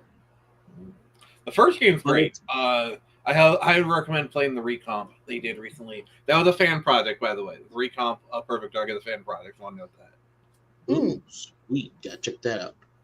Is this some kind of horror game? No, it's I would say it's a sci-fi first-person shooter. They had basically the original game came out for N64, was developed by Rare. It was developed by the same team that made GoldenEye. This is basically okay, we don't have Bond, so it's Bond but better, essentially. Okay, I'm okay. I'll look into it sometime later. But I just want to point out I'm not into horror games. So this is not a horror game. This is a sci-fi with conspiracy stuff. And if you do like the style of Perfect Dark, I do recommend checking out the Time Splitter series because that was actually made by the same team that made GoldenEye and Perfect Dark. They eventually left the company and they did the Time Splitter series. All right, I'll check it out, and But it's not just these guys getting laid off. Rare, their brand new game that they were working on, that was also canceled as well. So, and I'm gonna be fair for that one for Rare. They kind of didn't know what they were making either. So it's the problem is here's the thing we need to accept. Exactly. Every single one of the people that made Rare, the company that we love, are gone. And they have been gone for a very long time, okay? Rare is nowhere near the same company, even the same company they were in the 2000s. The people that made Grab by the Ghoulies, the people that made Kamina Elements of Power, Conquer Live and Reload, all the post-buyout stuff. They're gone. All that people are gone. The people who made Manchester Nuts and Bolts are gone. People who made Viva Pinata are gone. What I'm saying is, Rare has been dead and buried for it's probably been dead and buried longer than in prime, So it's just I don't know. I mean, they had the fantasy. Was a good game. It's cool. I'm sorry. Oh, no, you're fine. Their new fantasy game that they're working on, I kept looking. I'm like, this looks interesting. Something new. Something that give us a new Conquer game. Give us a new Banjo-Kazooie game. It is not that hard to bring back Rare. Give us a new Conquer. Give us a new Banjo-Kazooie. I'm sorry, new Perfect Dark. Is problematic these days. We can't have it. You The just Banjo-Kazooie. to make Do a your Banjo own. 3. Do a Banjo 3. Like Perfect Dark is a series that was begging to be brought back. You know, it's a Phantom cool Death was series. almost It's brought got a back, great but setup. You got the cool female spy character. You got the conspiracy, the sci-fi stuff. Like a Perfect Dark with modern tech sounds freaking amazing. So, sorry, you kind of got me talking. Oops. Exactly. I want to hear you rant. Good job. I mean, look at Phoenix. He's giving Microsoft all these wonderful ideas, and yet it's like, we don't even. I hate to say it, but even Sony with their third-party titles are at least getting the games out. Oh, But I speaking like of Sony, absolutely. Speaking of Sony, do you want to talk about a certain departure from a certain TV show? Oh yes, Neil Druckmann left for season 3 of The Last of Us. He is out of there. I mean, I guarantee you, season 3 is probably going to be mostly fan fiction, because like they're pretty much out of material. They're in the Game of Thrones situation. You know, they're in Game of Thrones season 7 now, where they are completely out of material. And just watch, season 3 turns out to be actually the best season of them all, because they don't have Neil Druckmann being like, hey, I want to suit up in the mocap suit and screw Laura Bailey. Sorry to dig up that memory. I'm allowed to say this because I had to suffer through that game, unlike Anime Night. So Sony is strict on certain 18 plus stuff, but for The Last of Us Part 2, they're like, yeah, this is fine. No, it wasn't. It was forced, uncomfortable. I just kept looking away. I'm like, why is this here? Why? Why was that even in the? That wasn't even necessary. I'm just saying this right now. There will be no Last of Us season 4. I think I agree with you because they're out of material. They end the theater sequence and they're not gonna stretch out season 3 because they're not gonna do it. They will never do it. Yeah. There's no way they can stretch out to season 4. And then also the ratings plummeted after Joel left. Like it's really funny how in the first game people complain when they kill Joel, and they do it again, and all the fans leave and everyone's complaining. It's almost like it was a really bad decision. Exactly, and it's like it would be like this. It would just be. How many times do we have to teach you this lesson, old man? I love how there's a SpongeBob meme for literally everything. I know, that's just it's the perfect thing. Keeps on giving. Oh, brother, this guy stinks. I need to find that one. I need to find that one. That one's definitely gonna get added. Want our money back. All X amount of us. Money. I will find that later tonight. I will find that. That definitely. I will make sure to find that real quick. But it just goes to show that and I'm glad that at least Neil Druckmann left something finally, like pulled him out of the chair. Like, okay, I give up. My honeymoon phase with The Last of Us is over. After shoehorning everything in rigging the Game Awards and everything. You know what? Let's talk about that because we know The Last of Us was rigged. They won everything. Off the record, I think people felt bad for Laura Bailey, though I do not think Laura Bailey was the best performance of that year. Blasphemy! Laura Bailey's the best at everything. No, she's not. She is the greatest thing ever. Her voice is pure gold. Her acting is superb. She is the greatest. I don't even like her as Black Widow. I think she's my least favorite. Oh Black no! Widow. How dare you? Oh yes, I will. Black Widow. Don't you dare insult my beloved Laura. I'm joking with you. I hope you're. We can't continue this forever. She's no, keep. No, I'm a Laura Bailey fan. I was just doing a bit.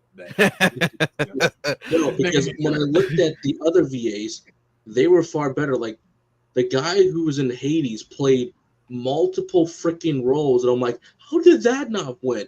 It's one guy doing. Here's the problem. You treat the Game Awards like it's a legit institution when it's literally everything is bought and paid for. It's a sham. Like it's one giant advertising platform, and of course the awards are bought and paid for. I remember one year I was watching the Spike Game Awards, which is like its previous iteration. It was like best voice actor. It was like Arkham City for Mark Hamill, and Jack Black won for Brutal Legend. I was like, what the? You've got to be freaking kidding me.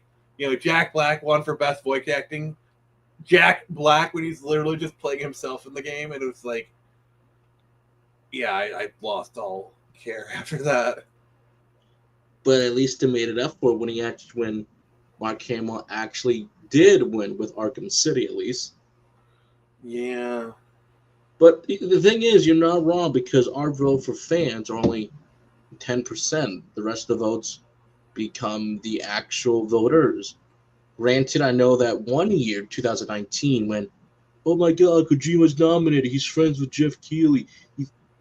Jeff, the other panelists, if they thought Death Stranding was good, it can be nominated. It's not that much big of a conspiracy, and Death Stranding barely won any awards outside of Mads Mikkelsen winning. So that was that. I do like the one moment where Jeff Keighley is like, so, I think it's where Metal Gear Solid 5 won, and they had Keith Sheldon accept it. But yes. Well, Kojima was supposed to be here, but Konami wouldn't let us. That was brave. That was brave.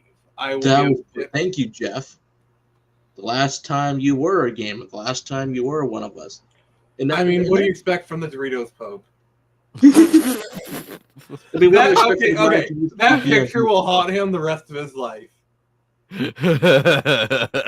Like for those who are too young, basically there's a picture of Jeff Keighley promoting Halo 3 and he's just surrounded by Doritos products. Oh no! Have you guys not seen that picture? Find it for them, Phoenix. It's golden. We got to show you because I got you right now. Oh my god! I'm looking at this picture. So okay. Oh gosh. I'm gonna send you the picture in DMs, Anime Night. I'm gonna send it to you in a DM. But going back to Neil, he pandered so much to Hollywood, Anita Sarkeesian, all these different people that no one is going to care about your product no more. You literally sold your soul to the devil. And that's why I'm not that excited for his new game. It's all right, check your DMs, Anime Night. It's got everything he wants in it. Even it's Naughty Dog. It's not the same Naughty Dog. All those wonderful, talented people are gone. They left. Even his co-director left. Amy Hennig left. Or she was fired. Oh yeah, Amy Hennig got a raw deal. Mm-hmm. Ladies and gentlemen, picture's worth 1,000 words. Hey, look at that face. He looks so happy to be there. Look at the next one too, where he's got that smug look on his face. Okay, hang on 1 second. Let me put that down a minute. Because I think still remember my friends giving me the and the last picture is a fan picture. That's not actually. Oh no! This is so. That is an edit. I just want to say. I know. But it's the best edit. This is gonna haunt. You're right. This is gonna haunt him to the day he falls to the grave. There's a reason I call him the Doritos Pope. Praise the Dew, love the Dew. The Dew. Hold on. Let me. What the hell is he? The fuck you doing here, Chief? Yeah, what the hell are you doing here? Someone, someone meme this, please. Meme this like the daylights out All of right, it. Oh wait, Raquel, I got it. Raquel. Jeff Keighley was just about the layoffs. We haven't heard from you in a while. What's your take? I think that the Dorito head is is hilarious. You know, if I ever meet Jeff Keighley, I'm gonna have him sign a bag of Doritos. No, you should give him a bag of Doritos. I am getting pretty No, hungry. no, I got you one better. You should grab that meme and have him sign it. Oh my god! or I come to meet him as the Doritos Pope. I'm cosplaying as the Doritos Pope. And there's No. Imagine I go to Comic Con as the Doritos Pope, and I just hand out bags of Doritos and Pep and Mountain Dew to people. Oh my god, that would be great. Holy crap, we cracked over 75 on Twitter. Holy fuck. Thank you guys. We love this. Keep it going, please. Well, also the 4 of you on YouTube, thank you as well. Good well, grief. if you want to strike while the iron is hot, I'm sure we can screech about it. That's a good one right there. So Joker. Damn it, I need a moment here. Well, if you need to cool down, we can promo some cool comics.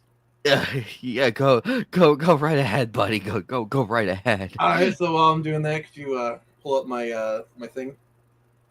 Yes. Let me. I have it in private chat. Okay. This one, right? Hopefully, I'm on the right page. Yeah, the one at the top. Okay. So this is the one. Yep, and then whenever you're ready, you can drop it in the chat. Okay, let me grab that. So the final issue of Volume 1 is currently in pre-launch.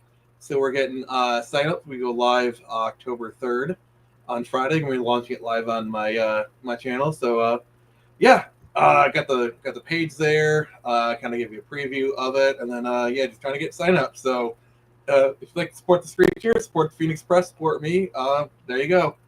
Just kind of show them what they got there. Oh, that I'm very excited to see how this is gonna play out. I'm wondering what's happening here, and we're It's a slight little catch up with like the first 3 issues kind of thing. nice.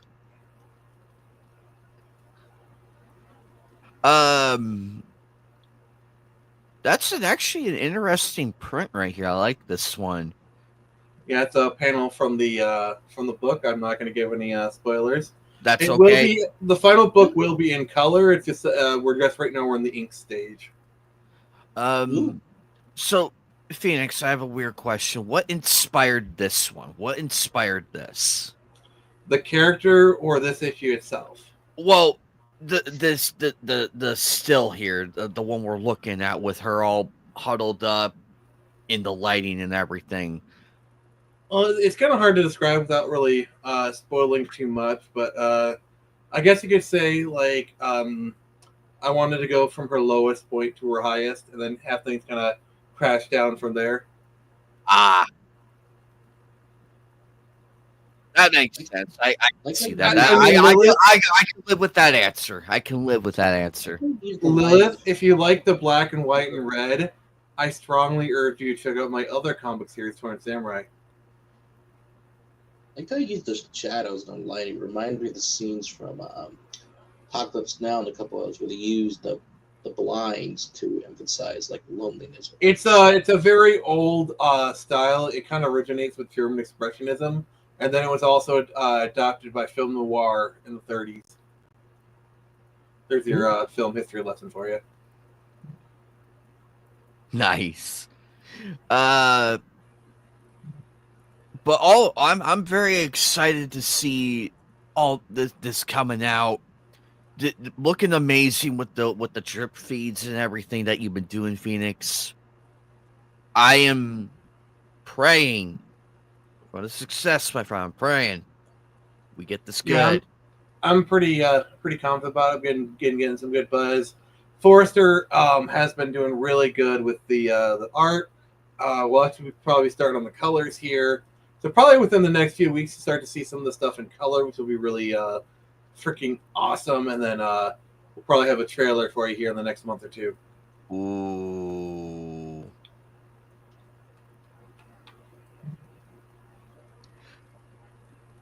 Nice. So Joker, should we really talk about this one? Which one was that again? About Ironheart? Should we even touch on that? No, that's Or- low-hanging fruit. That is or just- low-hanging fruit. Or Put just up the bounce Marvel over? sign. Well, Put up the Marvel sign. It's over. yeah. But it's another edition. It's another. Oh, where did it go? Uh-oh. Let me put it this way: I It's low-hanging fruit. have already bought tickets for Superman. The film already has my money. I might not even see Fantastic Four in theaters at this point. You know, I agree with you. I have no faith in Fantastic Four. I'm cautious with Superman, but Fantastic Four just does not interest me.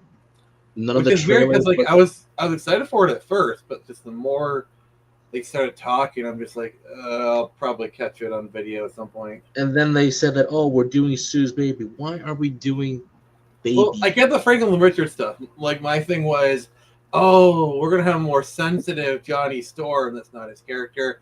And like Sue is the leader of the team. It's like you don't even get it. Also, Doctor Doom is nowhere even near this. It's like, Get away. And then I see Get away Galactus now. and female Silvers. Why are we doing the female version? And the worst part is, like, supposedly they did it because she's disposable. Like, they want to save Norrin Rad for the main universe. So they chose her because, like, oh, we can kill off this version and kind of thing. And, like, it's like the worst of a bad situation.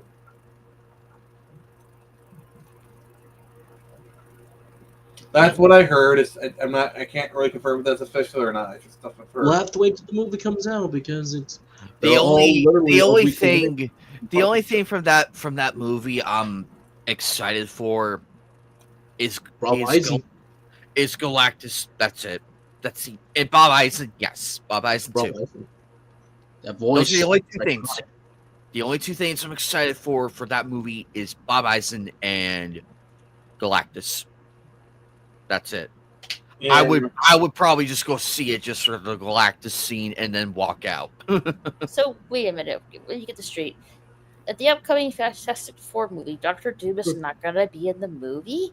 Yes, finally for once. But that doesn't make any sense because, to me, I've seen all the Fantastic Four movies. I'm not too familiar with the lore of the comic books. But from what my understanding, Dr. Doom is part of the origins of Fantastic Four. That is correct. So having him not in that movie doesn't make any sense whatsoever. They'll probably have like a quick brief talk about like how they got their powers, and then that'll be it. That's the best they're gonna do. They should really have like Dr. Doom and Galactus in the same movie. Well, we did have that. It's called Fantastic 2, Rise of the Silver Surfer. So. Lawrence Fishburne was yeah. a great Norrin Rad. He was perfect voice for that. Yes. No, I mean this upcoming movie. They should really had Galactus and Dr. Doom in the movie at the same time. The thing that I'm not looking forward to about Doctor Doom is it's going to be Tony. So Doom. I don't care what they say. It's going to be like some Iron Man stuff, and like having fans be like, "Oh, when Spider-Man sees him, like that is not Doctor Doom." No, that's not Doom. Sorry, I lost control there. No, you're okay. You're okay. You can lose control. You know Phoenix. me. You know me, Phoenix. I'm a Doom guy. I agree with you. My rage is building up every time. It's not Doom. Doom would not care for Peter Parker. He would just kill him immediately. Although, Pedro Pascal. although part of me really wants them to bring back the Luke Cage actor and just have one of the episodes he goes to Doom's Fortress and beats him up because he owes him $200. I just want an episode where they recreate that comic. Yes, we Phoenix. I know we're in the superhero fatigue and everything. I know we're in that. People are gonna, but the casual moviegoer is gonna say there's no movie superhero fatigue. I would not mind. I'm in that camp. I don't believe in superhero fatigue. I believe it's bad movie fatigue because, in my opinion, every time we get a good superhero movie, it makes a lot of money. Like Deadpool, Wolverine. Yeah. You know, a little older, but like Spider-Man: No Way Home. Like when we get movies that are good, people support them. Let me flip that. Let me flip that a little bit better. Let me view that a bit better. It's not superhero fatigue, you're right. It's just bad movie writing. Agreed. So okay, that makes perfect sense. Then yes, you're correct. Sorry, I'm getting the two mixed up, but I would not mind a Luke Cage one. I would not mind a Luke Cage. Just Luke Cage, or at best it would be an episode of like a mini series. Yes, I would be happy with it if it was a one-off thing. If it was a one-off thing, fabulous. It would be that scene. It would be that scene. It would be that scene with that you mentioned with him going to Doom's castle and beating the piss out of him for the $200. It would make for a really good hour, one episode of an 8-episode miniseries. You basically focus an hour of the screen time on it. It can work very well, and that's format. Just Luke Cage, or could it be Luke Cage and Iron Fist? It's a Luke Cage story. It's kind of a classic Luke Cage story. It's in the comics, where Luke Cage basically invades Doctor Doom's castle, beats up all his guards, almost beats up Doctor Doom for I think $200 or something. And Doctor Doom was like, "You did all that for $200?" It's a very classic Luke Cage story. With Robert Downey Jr., I'm more familiar with him as Iron Man, but I'm on the fence. I'm skeptical on the fence with him as Doctor Doom. I have to see the film and see how I feel about it. I would just stick. I would probably wait until the trailer comes out. Look at Joker, ladies and gentlemen. The only reason why they brought back Robert, they know they screwed up. The money went down. Fans left. All right, guys, how do we salvage apparently RDJ's getting paid $100 million for this, so I'm not mad at RDJ. I am not upset with him in the slightest. And that guy's he's getting paid $100 million for this. I would do the same thing. I do not hate him in the slightest for taking this role. He'd be stupid if he didn't take the role, mind you. So I have no ill will the fact that he took the role. I'm wondering about Captain America. As far as Chris Evans is. You're getting Hail Hydra, Captain America. I'm calling it now. And you can mark my group. Maybe. I don't know. Maybe. But as far as I know, this might be a little bit out of date. As far as I know, Chris Evans is retiring from Captain America. So who's going to be the next Captain America here? We got Captain Falcon. I was about to say yes. Yeah, Sam Wilson. Captain Sam America. Wilson? You mean Falcon that turned into Captain America? Yeah, we had a whole movie about it. I honestly have not seen that movie. Waste of time. Waste of time. Complete waste of time. The only good part was Red Hulk. When I saw Harrison Ford in there, I'm like, oh, no, thank you. The only way that they could have gotten me to go see that movie is if at one point Sam Mackey would have just said, Falcon Punch! And just punch somebody. I would have gone to see the movie just for that moment. Here's my question, though. Okay, we have Sam Wilson as Captain America. Are they going to bring back the original Captain America back? Is that me, Chris Evans, coming back as Captain America? Or is it going to be someone else? It'll probably be a different version of Bucky because I wanted Bucky as Cap. You think it's going to be Bucky, But- aka Winter Soldier, as Captain They're America. gonna bring back the '90s Captain America from that one movie in the '90s. Mhm. That'd be interesting. That But at the same time, Bucky's actor said, "I'm done with Marvel." And I'm like, "Good. You don't need Marvel. Marvel needs you." Exactly. yeah, they need Sebastian Stan to play Luke Skywalker. That's what they need him to do. I'd be down with that for 100%. But even then, He he looks knows. like Nope. exactly like a young Mark Hamill. He kind of He, does. he does. That's the creepy thing. He Like, does. seriously, put him in a Mark Hamill haircut. Put him in the outfit. It'll be like practically 1-1. Yeah. Just dye his hair blonde. Yeah. Yeah. It's a 1-for-1 shot of it, and there you go. But we all know how Lucasfilm is. We all know. We know. They won't listen. They never And do. our author friend kept saying, David will say, they're just filling upward. This is how it works. You can make the worst product ever and still be on top of the food chain. Everybody else gets to suffer, but you. But yeah, Raquel. The funny thing is, me and Joker, we were covering before the Thunderbolts came out. We Mhm. were covering Well, it was called Doomsday. Thunderbolts, and then it got revealed that wasn't the official title. It was just like Yeah. a temporary title. It's I it's actually did called. like the Thunderbolts. It's actually secretly called the New Avengers. Yeah. Yeah. I just want to note that I actually did enjoy that movie. I saw it in theaters. Yeah. So, but when that movie was coming out, and when we heard about yes. Doomsday, There were articles coming and you know out. what was so hilarious, Raquel? Hmm? They spoiled the end of Thunderbolts not once Twice. but twice in two separate articles. Dang. How? You never hear that. And back in the old days, that would be unheard of. Back then, it would be unheard of. I mean, some stuff got spoiled because, like, I remember for Jurassic World, they're trying to keep the Indominus Rex under wraps, and then they just unveiled the toy weeks before the movie premiered. Yep, I remember that. I remember I was walking in my local Kmart, and they just had the Indominus Rex just on the shelves, and this was probably 3 weeks before the movie came out, and I'm like, you dum-dums. I think I know another one. What was it? Oh God, what was the movie?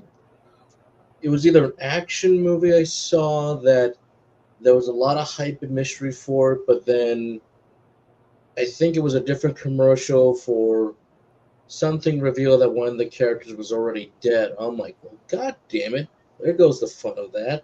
Sixth Sense. Or doesn't make sense, but like, why would you do this now? Like, isn't the whole selling point to know exactly who was going to die, and yet it was revealed in a different commercial? Well, that was stupid. That wasn't like even like for the movie. It was just like, oh, go see this movie in theaters now. Like, so it was for a different company. I'm like, well, that was great. Remember when movies Another had one I twists and think it was like a never big got deal? leaked out too soon was the god awful Terminator Genesis trailer, where the executives had to come out and say, "Don't watch this trailer. We spoiled the midpoint surprise." Then pull the trailer then. I know that was stupid of them. But I know that was like back in high school when I saw it. I'm like, then why did you guys make the damn trailer in the first place? See, that's the And I problem. agree They're with like, you. Everything the was. problem was during the 2010s, and I think we've kind of gotten away from this a little bit, and that's a good thing, is a lot of trailers in the 2010s, it basically spoiled the entire movie for you. I think it's only within the last few years we've kind of gotten back to like more abstract trailers that kind of just give you a sense of the feel for the movie. But it's only really in the last few years we've kind of gotten back to that. Like, it's so long, it was like, well, I guess I don't see the movie now. I just watch the trailer. Oh, Lilith is right. Making a trailer is art too. A lost Very art. much so. Yes. Like when I saw Judas and the Black Messiah, I solely saw this for the trailer alone, with that excellent music being played. Remember when a trailer could literally change an entire movie?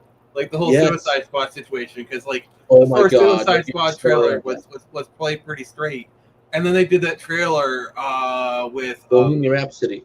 yeah, and that like popped off so much that they literally hired the trailer company to come in and recut the movie and that's why Suicide Squad feels like a music video that kind of overstayed its welcome.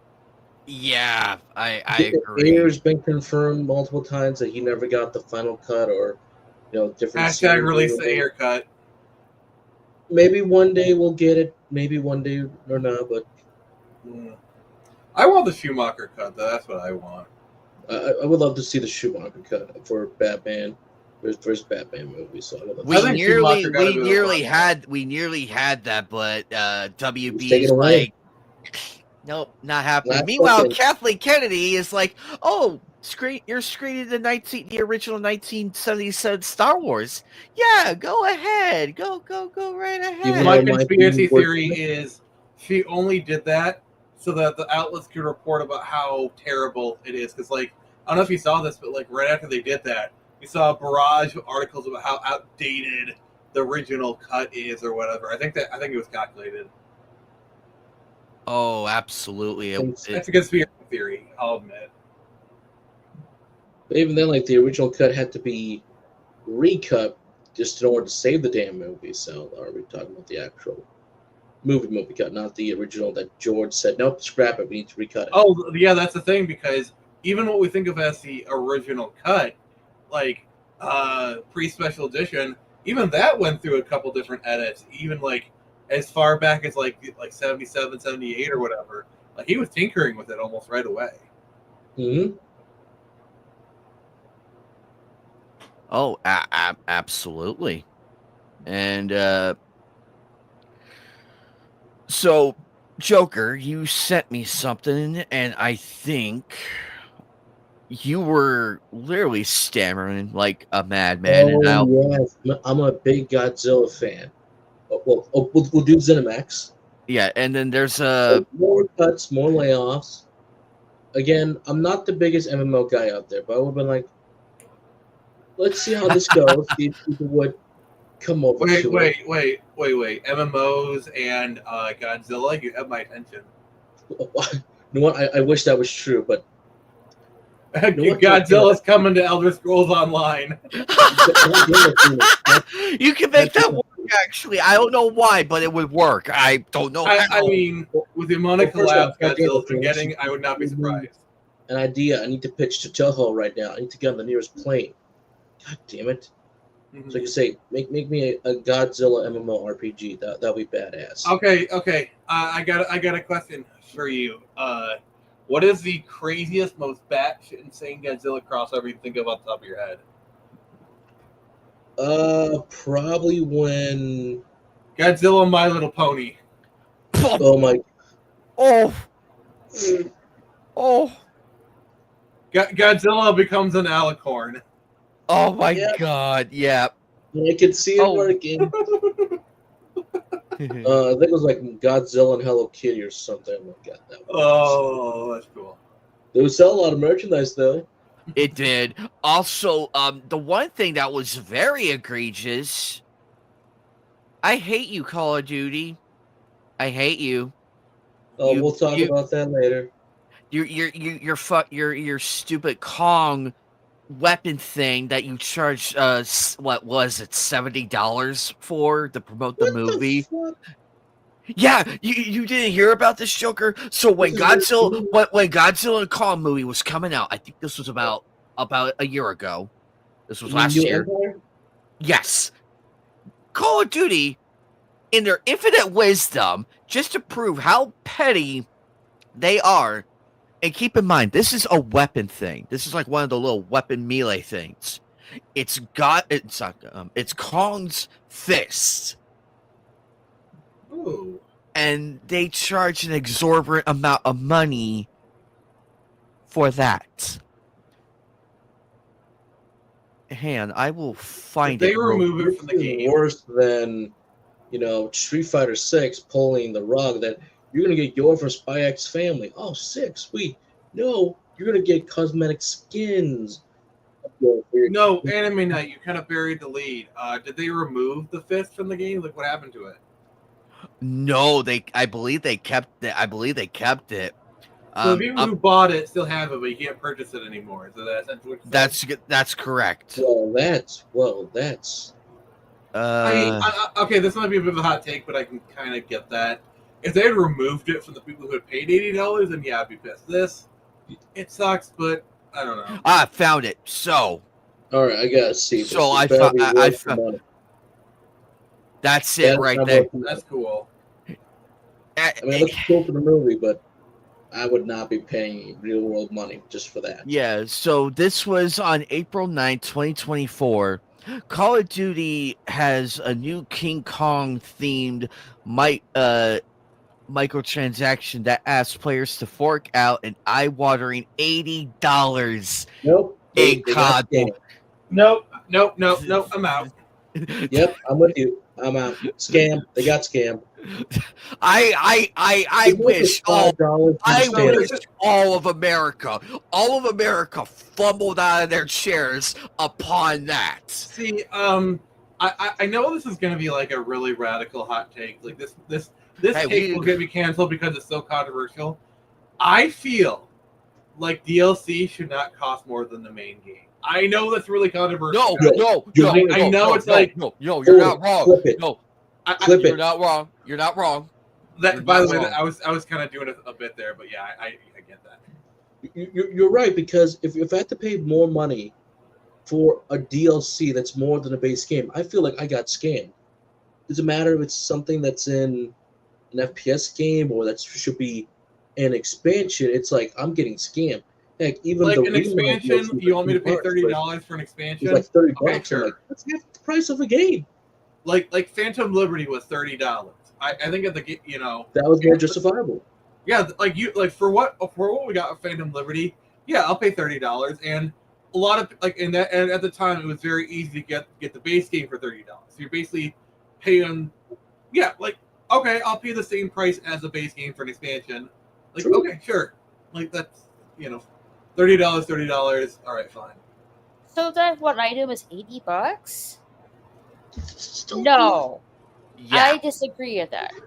If I'm going to pay $80, it has to be multiple items, not just one. bingo. Because keep That in mind, item this is itself could be for $20. $20 or 15. 15 to keep- $20 for that one item, not $80. exactly that. And keep in mind, back then in Call of Duty Black Ops 2, when they released the map packs and everything, they were only $20 a pop. And some of them, a few of them, you got a new weapon. It would be which would have been, you got a new weapon, which is the Peacekeeper. with the DLC. Yeah, with the DLC. It came with the DLC automatically. You automatically got the weapon. I remember when that weapon first came out in that game, and I had so much fun with it. I like that one. It's like a hybrid AR SMG. Oh, it was clean. I liked it, and I'm glad it came. It made an appearance again. I'm glad it came back. But back then, though, those prices, it's like, can we just go back to that? Because you got 4 maps and a zombie map for $20. Oh, that's not bad. Not It's not bad. unheard of in today's market. Unheard of, And that wasn't egregious. No one complained about it. Remember complained. Remember when the internet almost burnt down Bethesda because they dared to charge $6 for horse armor? Do you remember that? Like, you remember those times? Oh my god! They almost, yeah. That's why we never got horse armor again. But Well, what's funny is in Oblivion, if you got the premium pack, you actually did get horse armor. They knew what they were doing. But since we're on that topic of Call of since you're on Duty, the subject, it's the industry nowadays. They just want people to be like, we want to be the only game you want to play. It's why they have all the little jingles, the battle pass. Don't ask questions. Consume Items. product. Get excited for next product. Exactly.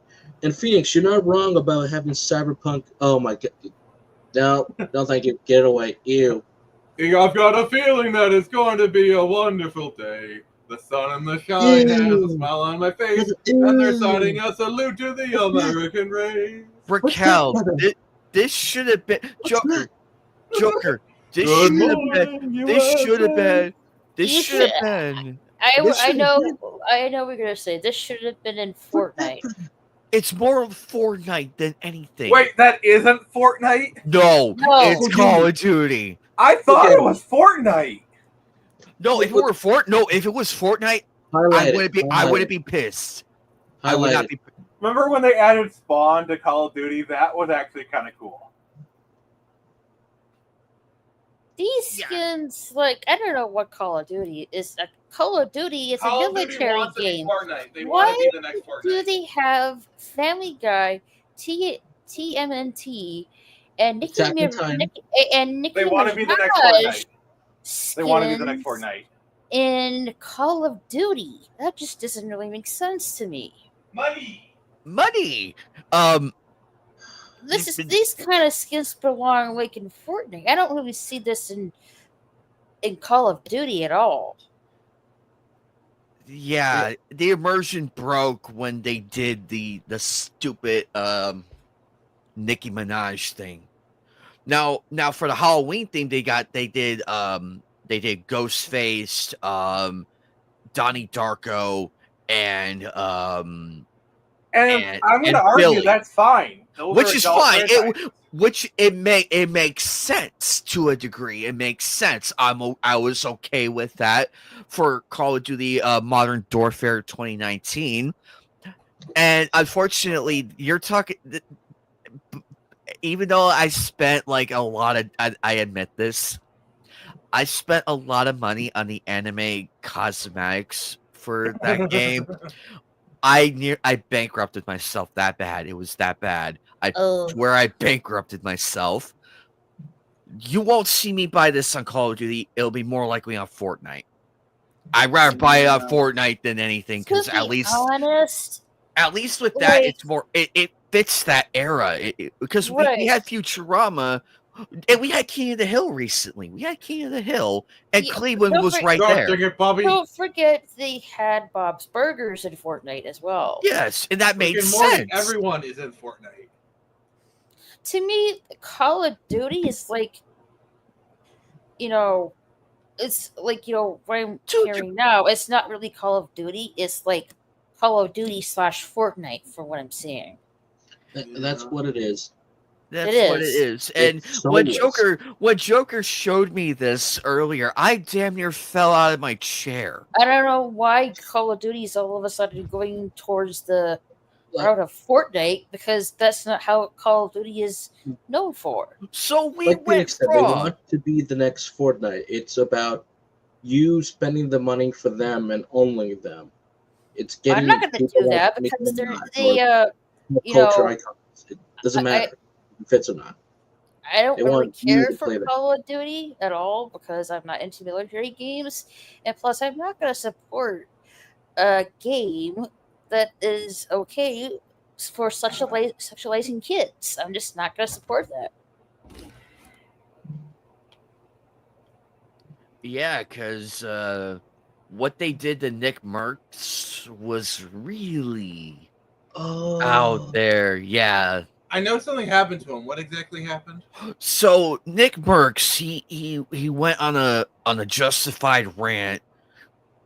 He started the hashtag leave the kids alone because he doesn't like what's going on.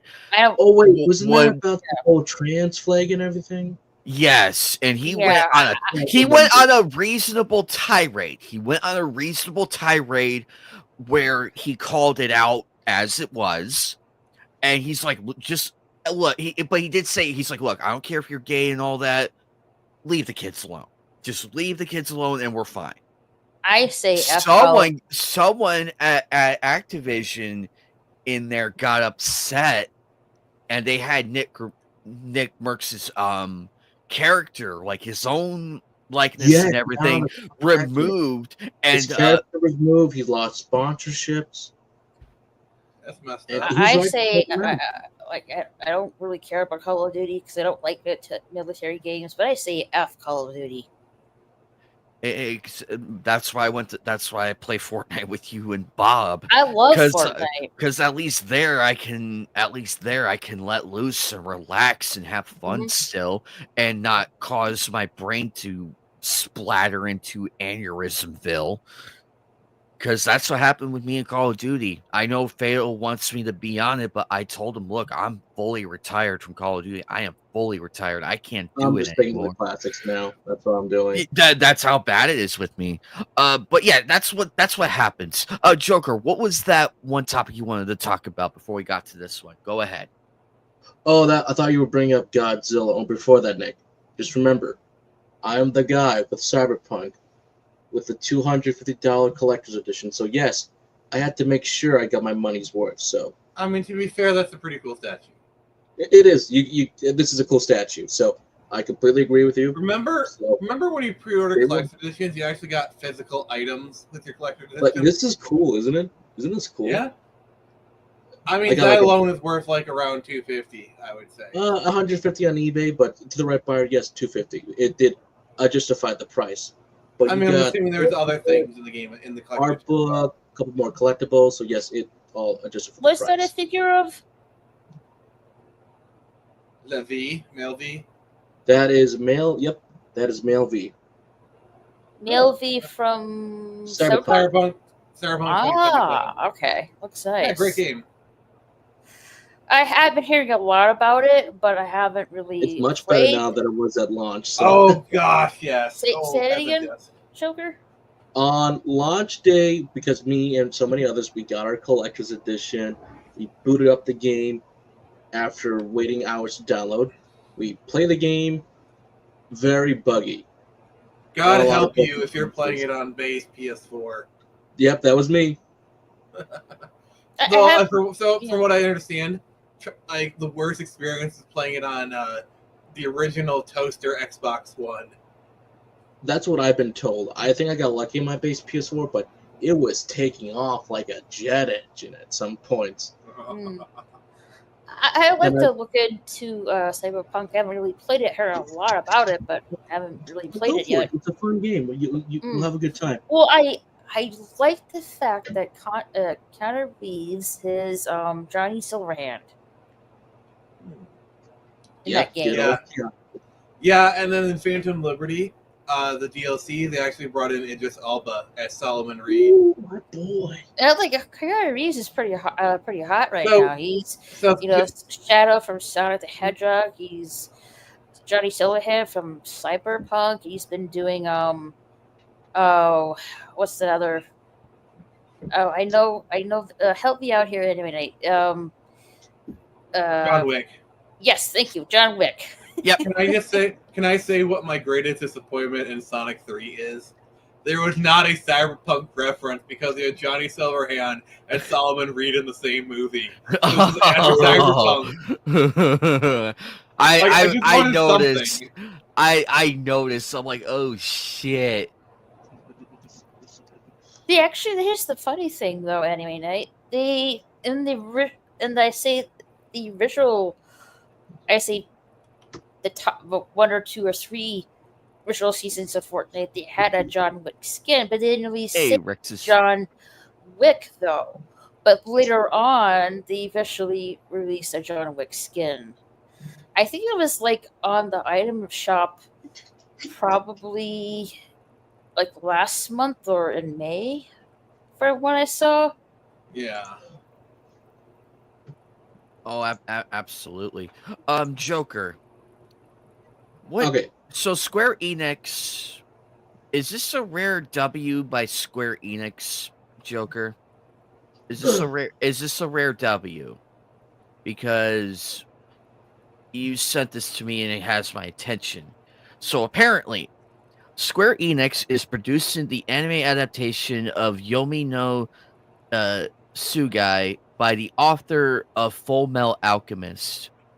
Official I would be all for this, but unfortunately, Vic Mignogna, who voices Edward, I don't really see him different series. Back. Oh, different series? Okay. We're not talking about Full Metal. Well, here's my question. How So- much history does Square have with producing anime? That's what I want to know. Like, have they done this in the past? Or do they actually know what they're doing? That's my thing. Okay, I was a bit confused because of the picture That's fair. Anime Night That's just brought the up. So I thought it authors. was related to Fullmetal Alchemist. Okay, my bad. Never mind. Yep, you're fine. You're fine. So let's see here. Works. So hold on. I will pull up the correct one for you. So this is kind of like her current work, what she's doing right now. I saw this at my local Walmart, and I'm like, is that the Full Metal Alchemist author? And I'm like, oh, I gotta get this. So it's a good read so far. I need to pick up more volumes for what she's actually working on. If the darn thing would load for once. Oh, There you there are. we go. So this is what she's actually working on. Demons of the Shadow Realm. Demons of the Shadow Realm. I have Ooh. never heard of this. So this is her new manga. It's been going on for a while. So Okay. set in the world. God, I hate when it does that. I'm just gonna give up. Set in a world where certain humans can control a duo of supernatural creatures called demons. The Big series angry follows the Phil. tale of two twins, Yuri and Asa, who were separated from a young age and make their way back to each other. Along the way, they learn of their abilities to control demons and eventually discover they must unite to save the world from destruction. So Okay, it is actually so- pretty good, actually. So it's her new manga. It's been going on for since 2021. There's 9 volumes right now. Okay. I pick up more, but it's really, really good so far. It's classic Full Metal. The art style never changed, but it's really good, redefined now. Even when she does her little chibi art style, I'm like, oh, this is her. So I think this is the right move, actually. Square does have history of adapting anime and manga. They do own a manga store as well, so there's that as well. Nice. So I'll I think it would be to cool, look actually. into this, and stuff. Oh, that reminds me. I'm not sure. I have to look into it, but I think with Demon Slayer, was it supposed to be another movie coming out soon? I think that's their last movie. I think it's the Castle one, right? Yeah.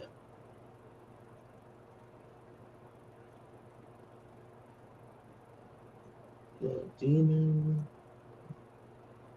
Yep, Demon Slayer the movie, Infinite Yeah. Castle. So that's like the finale to the series. Okay. I really haven't really caught up with that. I need to catch up.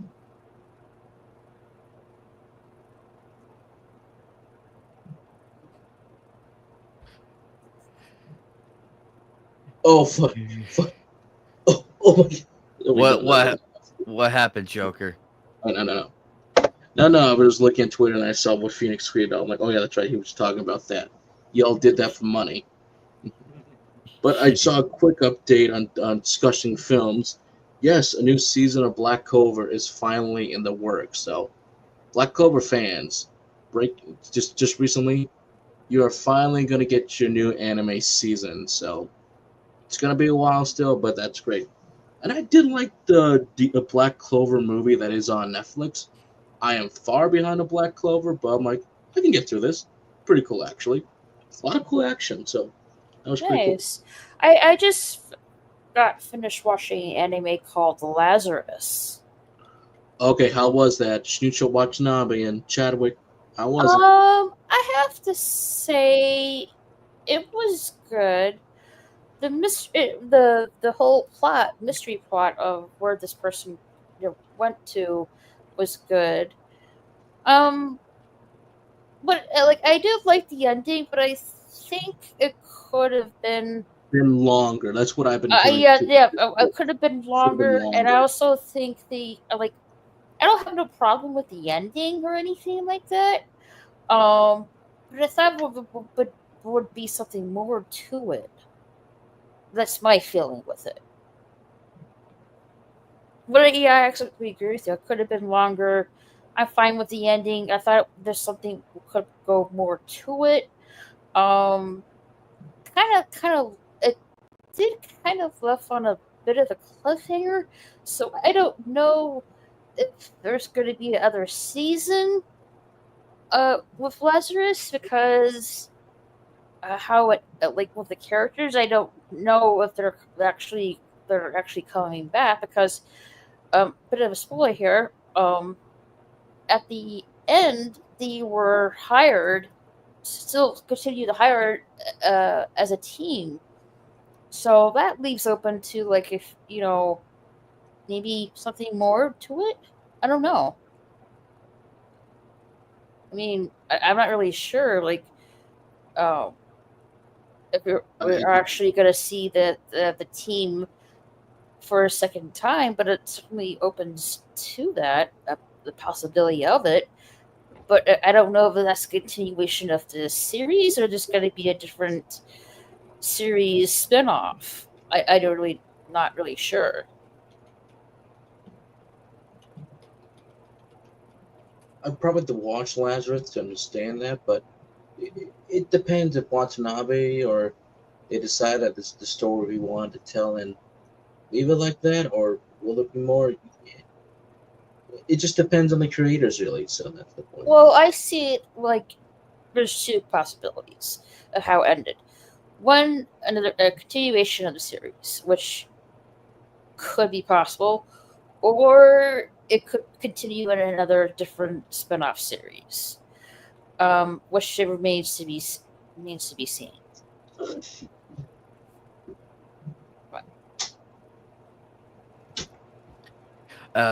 Speaking of which, there's the official. This is. I took a quick read of this behind the camera. Oh. What's this? This is funny. Okay, so. I can read it. To our Naughty Dog community, we wanted to let you know that studio head Neil Druckmann delivered the following message to our team this morning. I've made the difficult decision to step away from my creative involvement in The Last of Us on HBO, with work completed on season 2 and before any meaningful work starts on season 3. Now is the right time for me to transition my complete focus to Naughty Dog and its future projects, including writing and directing our exciting next game, Intergalactic: The Heretic Prophet, along with my responsibilities as studio head and head of creative.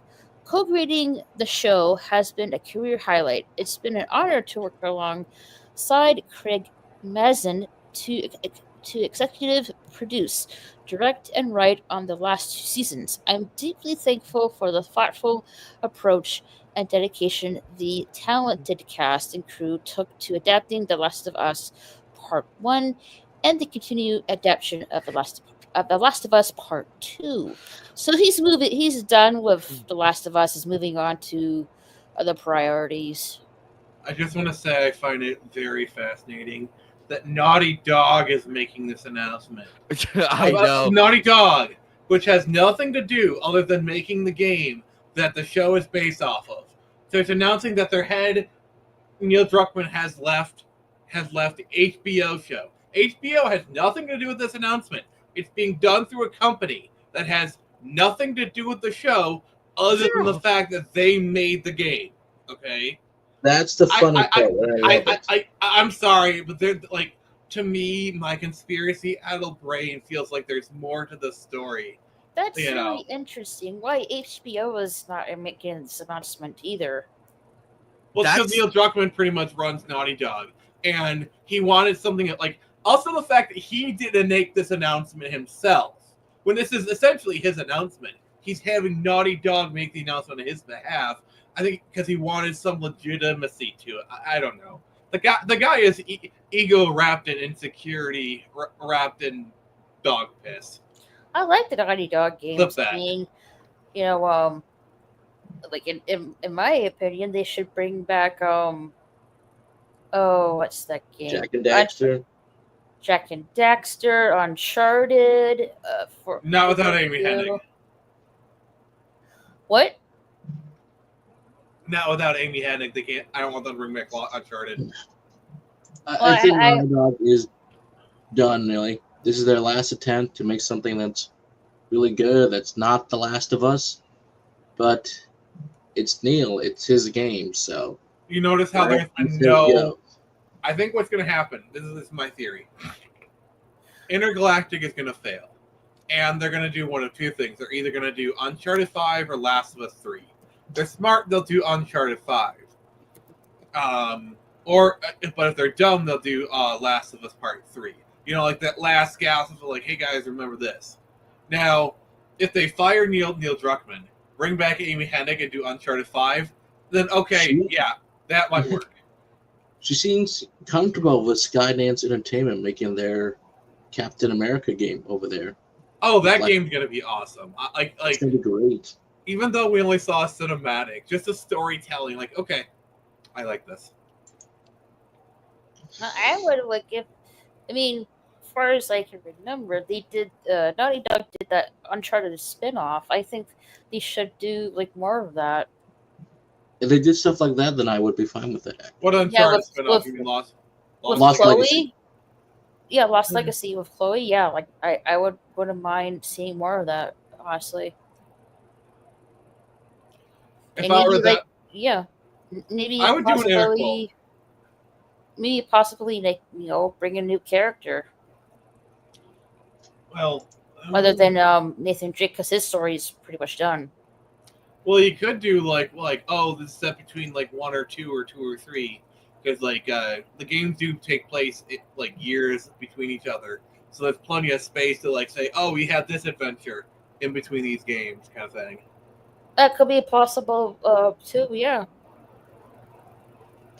Like, have you guys watched? Like, that reminds me. Have you guys watched the Uncharted movie starring Tom Holland? No. It was fine. It was good. It's one of those like this has like literally almost nothing to do Jasmine, with the games, but we just slapped the name on there. Like, oh, we put in a few things, but largely it has nothing to do with the games. Yeah, this is Druckmann. Jasmine is correct. Also, hello, Jasmine. Druckmann is too wounded to deliver his message. No, this is the honeymoon phase being over. This is the honeymoon phase being over, and the long overdue of the comeuppance of Neil Druckmann. At first, when I heard that he left, I'm like, oh, somebody finally had enough sensibility to fire him from Naughty Dog. But when it was from the show, I'm like, oh, so he finally sees what we all have, did countless videos on, did all our takes on. That's a pile of shit, and it deserves everything that it gets. Well, the only way not like, there's probably gonna be a point where Intergalactic fails, they fire Neil Druckmann, and then they do like one last film. Maybe do a Jack and Daxter game. Maybe they do. Like, it's gonna be some sort of throwback to bring people in. I could tell you were having fun, Jasmine. I was reading the whole thing. That was funny. So, Joker, you feeling okay? I'm a little tired right now. So yeah, I'm gonna wrap up. So, final thoughts, Joker, before you go. It was a fun stream. We got a new face in here. Welcome aboard. You're always welcome. Thank you. There's some cool topics we did talk about here. Like, I'm glad I have my Street Fighter buddies in here talking about the casting. It's nice to know that there are still shows out there that people do like and are willing to save them. So we always ask for more originality, and it's great that someone might get a second chance again. So there's that. And I love that. Me and Finks, we didn't argue like last week, like we did.